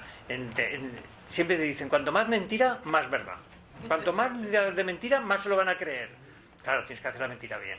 Yo es que he visto cantando bajo la lluvia en Madrid y llovía de verdad. Claro. De verdad. Todo se mojaba al parecer. Sí. Parecía también imposible que pudiera luego limpiar tan rápidamente el escenario, porque cambiaba el tema y ya no había agua. Ya, eso es, ahí también hay truco. Ahí tiene que haber, el suelo generalmente tiene rejilla y cuando abren la rejilla, ¡fum!, todo el agua baja. ¿Vale? Eso es muy difícil de hacer, pero si está bien hecho es sorprendente, porque lo ves todo lleno de agua y después ya no hay nada y está seco además. Geray, ¿tenías una pregunta? Bueno, en primer lugar también enhorabuena y agradecer este descubrimiento que muchas veces lo tenemos ahí como en un segundo plano, pero que este tipo de charlas nos descubren que hay algo más, ¿no?, detrás del escenario y que es igual de importante que el músico que está tocando la orquesta, ¿no?, el cantante. Aunque los solistas son lo más importante. Sí. Y la música también. Nosotros siempre tenemos que quedar en un segundo plano. Bien, pero en un segundo plano. Bueno, es una percepción mía, ¿eh? Has comentado que tú eres autodidacta. Sí que me gustaría saber si eso, imagino que habrá cambiado con los años, y hoy en día esas nuevas generaciones de técnicos, primero, me gustaría saber si hay interés, porque yo además que vengo del Instituto Valenciano de Cultura, toda la parte de artes escénicas, en muchas ocasiones tenemos problemas en encontrar iluminadores, en encontrar técnicos, porque es difícil, ¿no?, quizás hoy en día, o al menos es la perspectiva que yo he vivido. En primer lugar, eso, si consideras que hay unas nuevas generaciones interesadas en estos oficios detrás del escenario.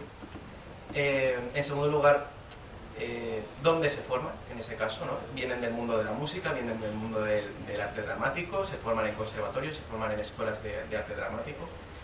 Y luego, en este sentido, por esta línea, si hay alguna diferencia entre la parte técnica de un teatro, digamos, convencional y un teatro de ópera, o un teatro musical, por ejemplo.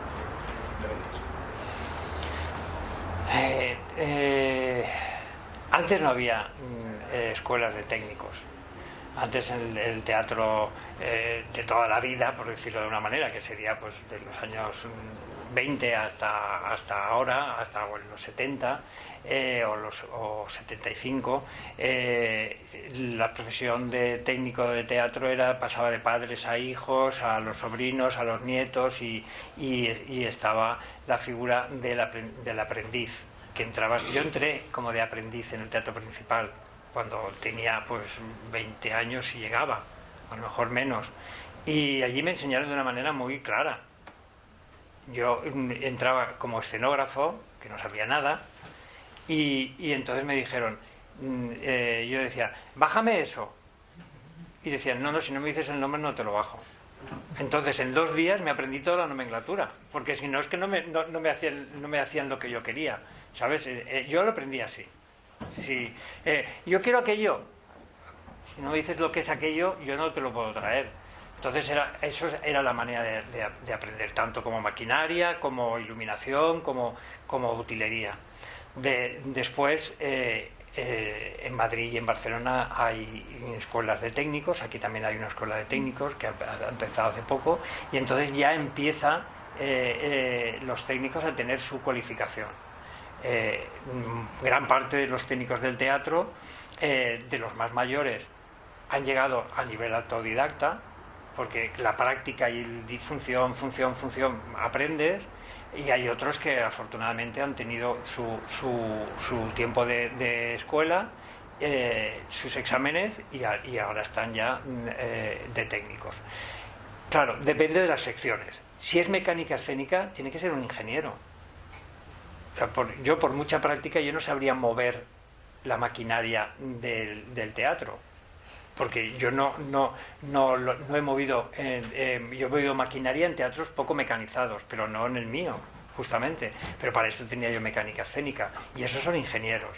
Si tienes en audiovisuales, ingenieros de sonido y de imagen, porque es que están trabajando en la parte más técnica. Si estás en vestuario, pues sastras.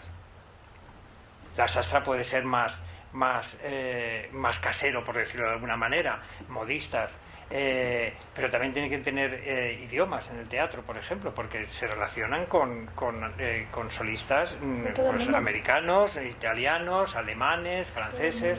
Entonces tienen que tener sus idiomas, que tú vas aprendiendo ese idioma, porque también la necesidad de expresarte pues te da mucho juego.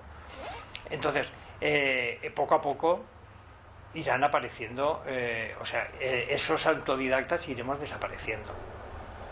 Es normal, puede ser algo bonito decir, ay, soy autodidacta, pero es que ¿dónde iba a estudiar yo? Si no había nada.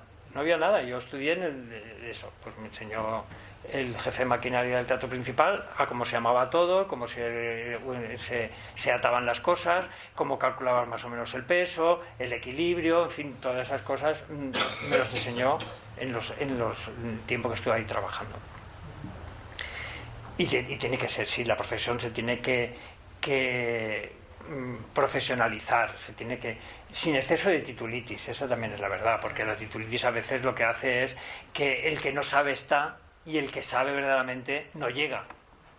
Eso no puede ser, porque la gente que sale de una escuela es como el actor que sale de una escuela, pues a lo mejor no es actor hasta que no está en las tablas o en el escenario o en el foso de orquesta un tiempo. Y el que está un tiempo en el foso de orquesta tocando un violín, pues eso no, porque los músicos todos han tenido que tener una carrera, ¿no? Pero un técnico, pues está 10 años en el teatro, a lo mejor tiene que dejar el teatro porque no tiene el título. Y entra alguien que no sabe nada. No sabe nada, de teoría mucho, pero de la práctica que no sabe. No sé si te he contestado bien. Pero sí, yo creo que ahora hay más técnicos también, por otra parte, Hay más técnicos. Lo que pasa es que la vida de un técnico teatral es muy dura, porque, por ejemplo, en la pandemia nosotros estábamos en el Palau de les Arts, bajo un paraguas de la institución pública maravilloso. Estuvimos cobrando, no hicimos horas, después las devolvimos, no las pagaron y no pasó nada, pero el técnico de a pie, que se quedó sin nada, no tenía ni paro. Muchos técnicos no tenían ni paro. Ahora se ha puesto todo en marcha y ahora hay una demanda de técnicos para espectáculos de bolos y de artistas y de teatros muy grande, pero se la han pasado muy mal, Nosotros no. Nosotros tuvimos la suerte de estar dentro de una institución. Y respecto a la otra pregunta, porque imagino que pienso, por ejemplo, en el circo, pues sí, es otra arte escénica, ¿no? Que sí que imagino que tendrá más complicación, pero ¿hay alguna diferencia entre un teatro convencional, teatro principal, por ejemplo, de un teatro de ópera o un teatro musical? Sí, como funcionamiento, sí. Como funcionamiento, el teatro principal no es un teatro que produzca espectáculos. Lo que hace es programa espectáculos.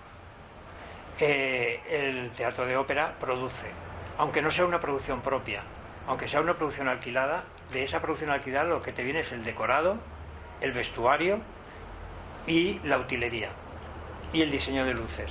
Pero tú tienes que poner a los solistas, tienes que poner al coro, tienes que poner a la figuración, al ballet y a la orquesta, ¿vale? Cuando pones a los solistas, el vestuario no te sirve, tienes que arreglarlo. Las pelucas, lo que hemos hablado, los zapatos, el decorado que no entra o que sí que entra. En un teatro de programación como el teatro principal produce muy poco, pero sobre todo programa.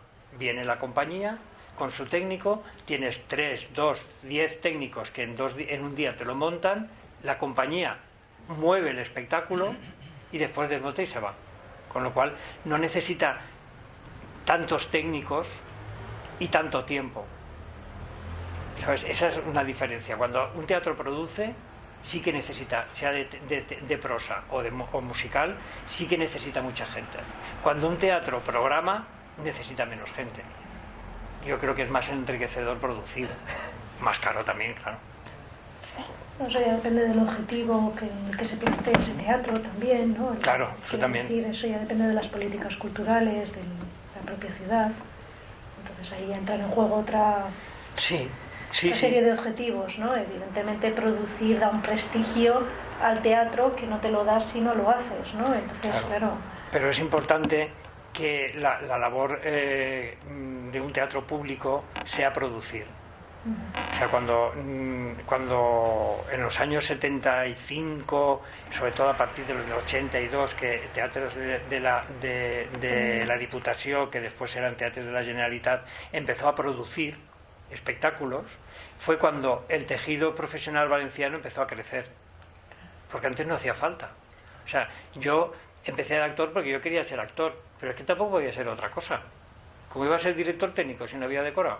¿Cómo voy a ser sastre si el vestuario era de mi madre, de su madre, del padre, de no sé quién? ¿Cómo iba a ser maquillador si lo que hacía yo me hacía 2 rayas y ya está? pero cuando empiezas a producir se empieza a profesionalizar y empieza el tejido empresarial y el tejido industrial de la profesión a crecer.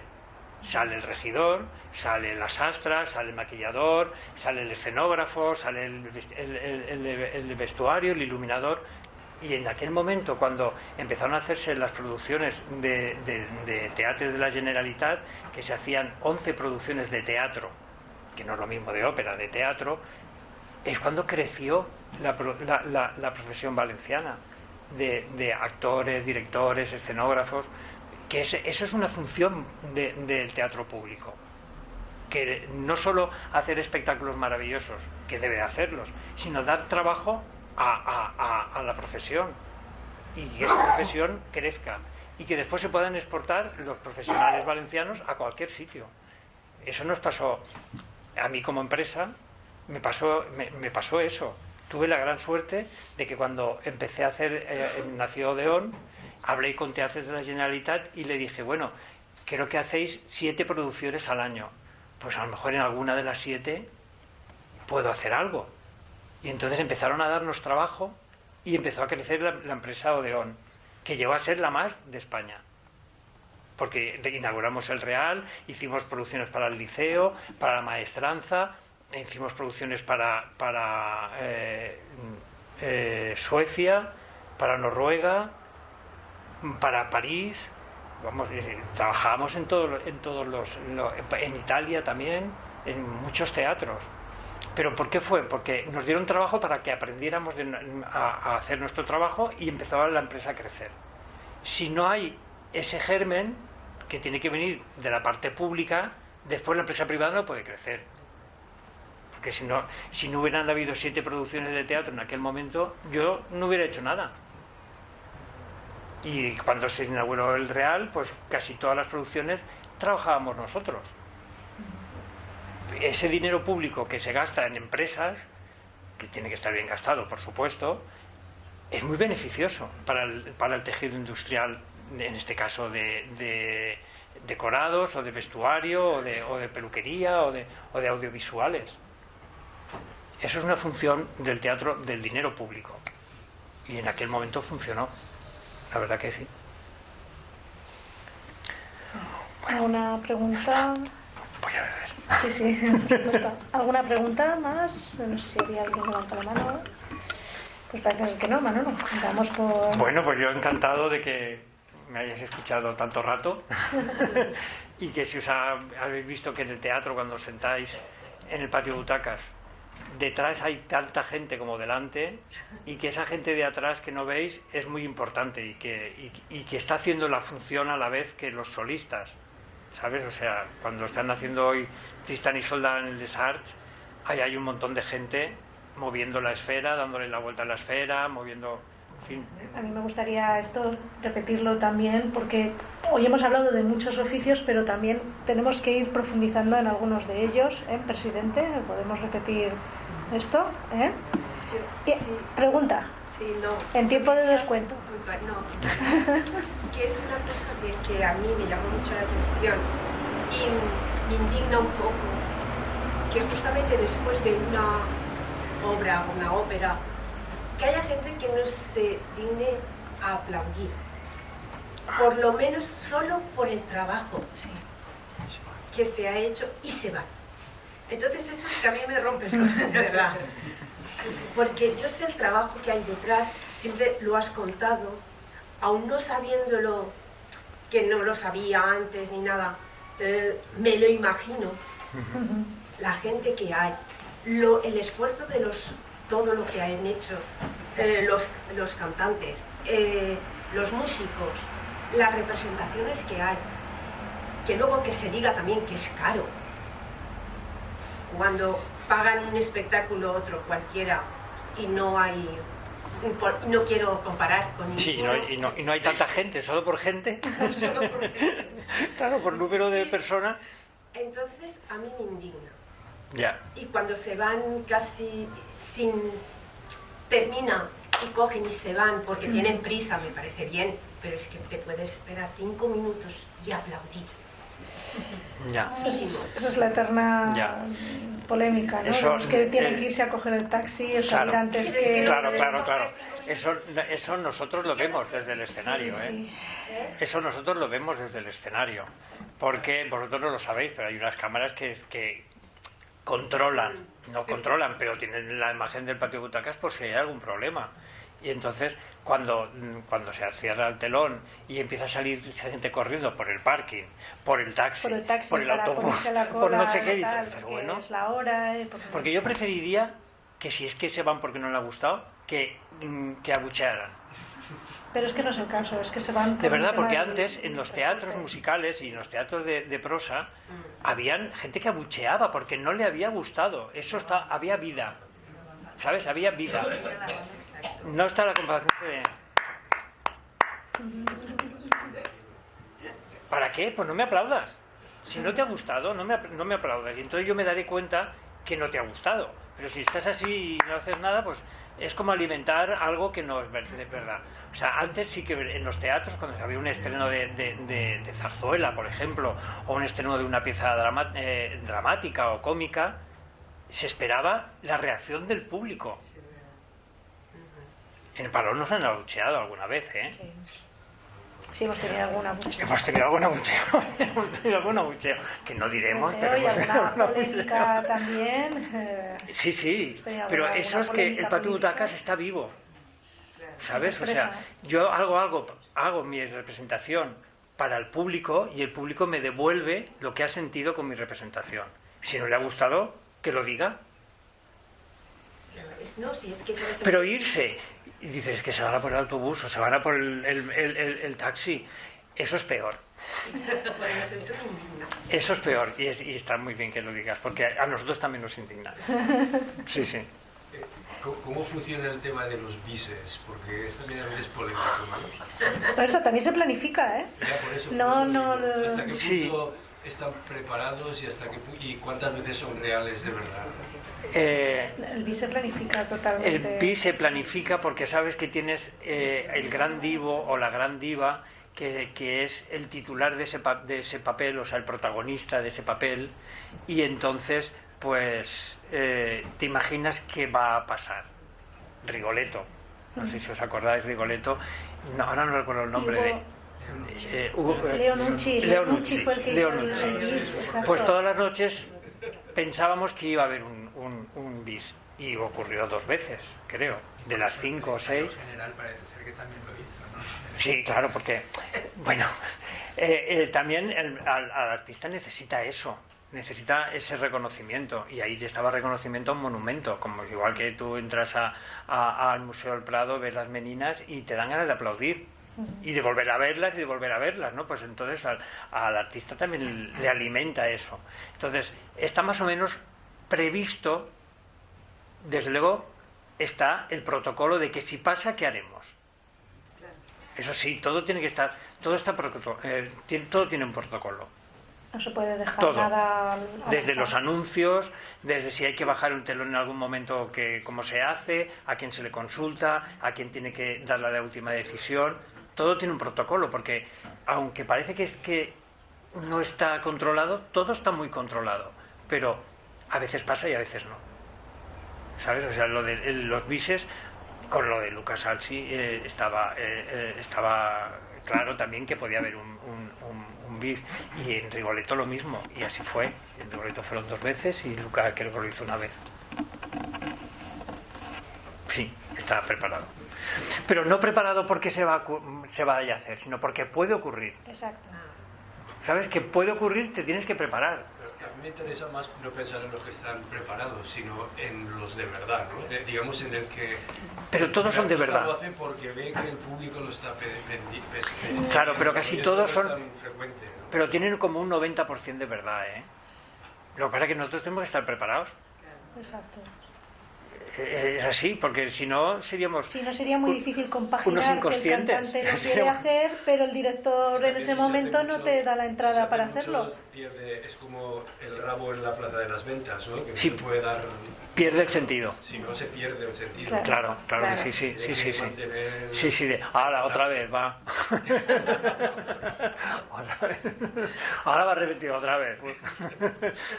Pero emociona cuando te pasa por primera vez. Hay el público que en los ensayos generales ahora se está haciendo el preestreno a menores de 29 años y es el público maravilloso. O sea, es un público maravilloso. Luego no está todo perdido. No está todo perdido si mantienen, porque verdaderamente ven el espectáculo, lo disfrutan y te devuelven ese disfrute. ¿Sabes? Doña Francisquita, no sé si lo visteis, estaba Lucero Tena. Vale. El día del ensayo general fue algo apoteósico. El aplauso a Lucero Tena fue apoteósico, tanto que Lucero Tena, cuando entró al público, lloraba diciendo: pero si no me conocen, tienen 29 años, pero ¿por qué me aplauden tanto si no me conocen? Y era verdad. O sea, en el patio de butacas no había nadie mayor de 29 años. ¿Y a quién conoce Lucero Tena con 29 años? Nadie. Pero reconocieron su trabajo. Estaba emocionada, pero como nunca he visto una artista así. Y tenía toda la razón del mundo, porque no tenían... ¿Qué referencia tiene ese de 29 años, o de 28, de 25, de 21, con mi trabajo de los años 60? Si no ha nacido. Ni han nacido sus padres, a lo mejor. ¿Sabes? Pues eso fue verdadero. Y nos pidió a todos casi... ¿Qué pasa? Porque era aplauso y aplauso y aplauso. Y ella ahí empezó a llorar, empezó a emocionarse, no sabía salir, se quedó ahí en medio y estaba llorando. Porque claro, en el patio de butacas de pie aplaudiéndola, y no eran sus contemporáneos, sino alguien que eran sus nietos. Eso fue de verdad, ese público es maravilloso, ¿eh? Y ahí quiero romper una lanza como asistente a esas funciones para menores de 29 o 28, que efectivamente fue un aplauso de 10 minutos, todos entusiasmadísimos con ella. Y en ese sentido quiero también, pues no sé, contar, ¿no?, que el público joven que asista a Les Arts cada vez más, y eso se ve, ¿no?, en el palco, en las butacas, cada vez más se siente más vinculado al Palau de Les Arts. Es decir, yo tengo la historieta de que en Boesek, por ejemplo, tenía un par de jóvenes, no sé, tendrían 15 y 16 años, que se vinculaban con Boesek porque los personajes les recordaba a la familia Addams. Y ahora con Tristan y Isolda ven la estrella de la muerte de Star Wars. Sí, claro, pues puede ser. Y al final yo creo que es muy positivo que vinculen la ópera con elementos de la cultura popular que les son más cercanos, ¿no? Entonces quiero simplemente eso, dejar claro que, aunque a simple vista parece ser que, o parece, ¿no?, que el público joven está alejado de la ópera, creo que eso todavía queda mucho por hacer, ¿no?, pero que va diluyéndose con el paso del tiempo. Sí, y que se vincule, porque si no nos quedaremos en ópera. Claro, tiene que haber un cambio generacional. Eso ha sido una actividad propuesta por Jesús Iglesias y acertado en la Diana. Sí, vamos, está funcionando muy bien. No, dudamos un poco al principio. Los de antes, los de siempre, pensamos que eso no va a funcionar aquí. No va a funcionar. No va a funcionar desde el primer día. O sea, desde el primer día. Y yo fui el primero que reconocí que había dudado. Pero que... Hay muy pocos que se van a por el taxi. Sí, no, hoy aplauden y aplauden y aplauden.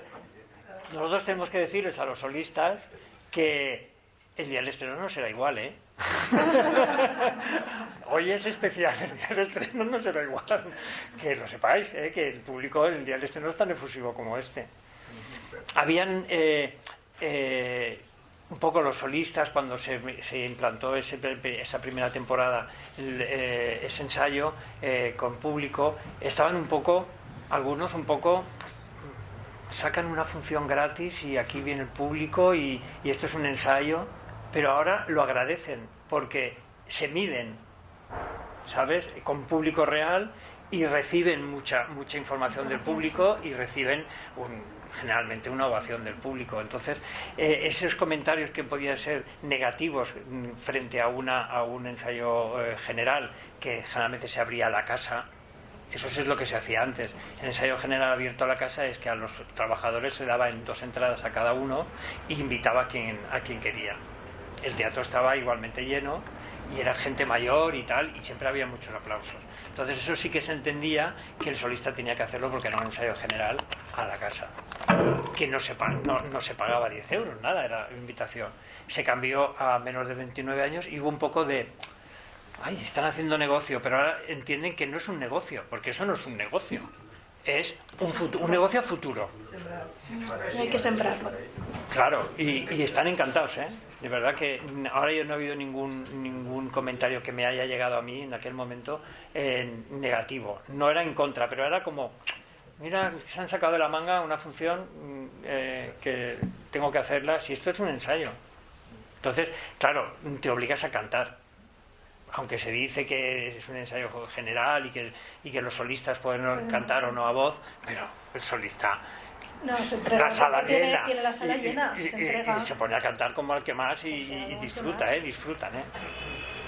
Hay que advertirles que el ensayo general es una cosa y que el estrés es otra. Puede ser otra. Para que no... No quiero alargar, pero en el primer Perspectives de esta temporada, Ana Bolena, Eleonora Burato, que la soprano protagonista, un poco contó esa situación que le extrañó y que luego resulta que se quedó flipada porque decía, es que me siento como Lady Gaga. Estaba completamente impresionada de la experiencia, ¿no?, de ver a toda esa gente tan joven aplaudiéndole con ese entusiasmo, ¿no? Ella estaba encantada. Pero sí, bueno, que sí que es verdad que al principio... Claro. Le extrañó. Y nuestros hijos van y les gusta verse rodeados de gente joven, porque a lo mejor van luego a una cosa con nosotros y se ven siempre rodeados de gente que no es afín a ellos. Entonces les encanta, ay mira, este es del colegio, este no sé cuántos. Entonces se sienten todos como muy arropados también, el público, ellos se ven todos muy iguales y eso les encanta también. Se crea un colectivo. Sí. Y entonces una identificación entre el público. Claro, después a veces, yo no sé si se sigue haciendo, pero se hacía discoteca después en el hall. Y la gente se quedaba a beber una copa y a bailar y tal, y era como, este espacio también es tuyo. O sea, no es de los señores mayores que tienen dinero, que vienen con pieles y con no sé qué, y con chaquetas. No, tú puedes venir con vaquero, tomarte un Cuba Libre, bailar lo que tú quieras y después irte. Es como, había que llamar a la gente al teatro. Nuestro teatro es un casco, la imagen es como si fuera un casco, una nave, pero yo digo que es una península, porque el teatro está conectado solo por una pasarela. O sea, la gente anda por el río, pero no puede entrar al teatro, porque la conexión que tiene el teatro con el río es nula. Todo está cerrado, la cafetería nada más. Y tienes que subir por arriba. Entonces, eso es una parte de que puedes venir aquí y el teatro este es tuyo. No es algo que está allí, ¿sabes? Que queda un poco aislado. La imagen es de un espacio aislado. Una isla que está ahí en medio, que se une al continente por una pasarela. Eso hay que cambiarlo para que la gente venga. Y en esa línea está también lo de 29 años. Y lo de abrirlo a otras músicas y a otras cosas. Bien, ahora porque sí. si no nos tenemos que quedar aquí.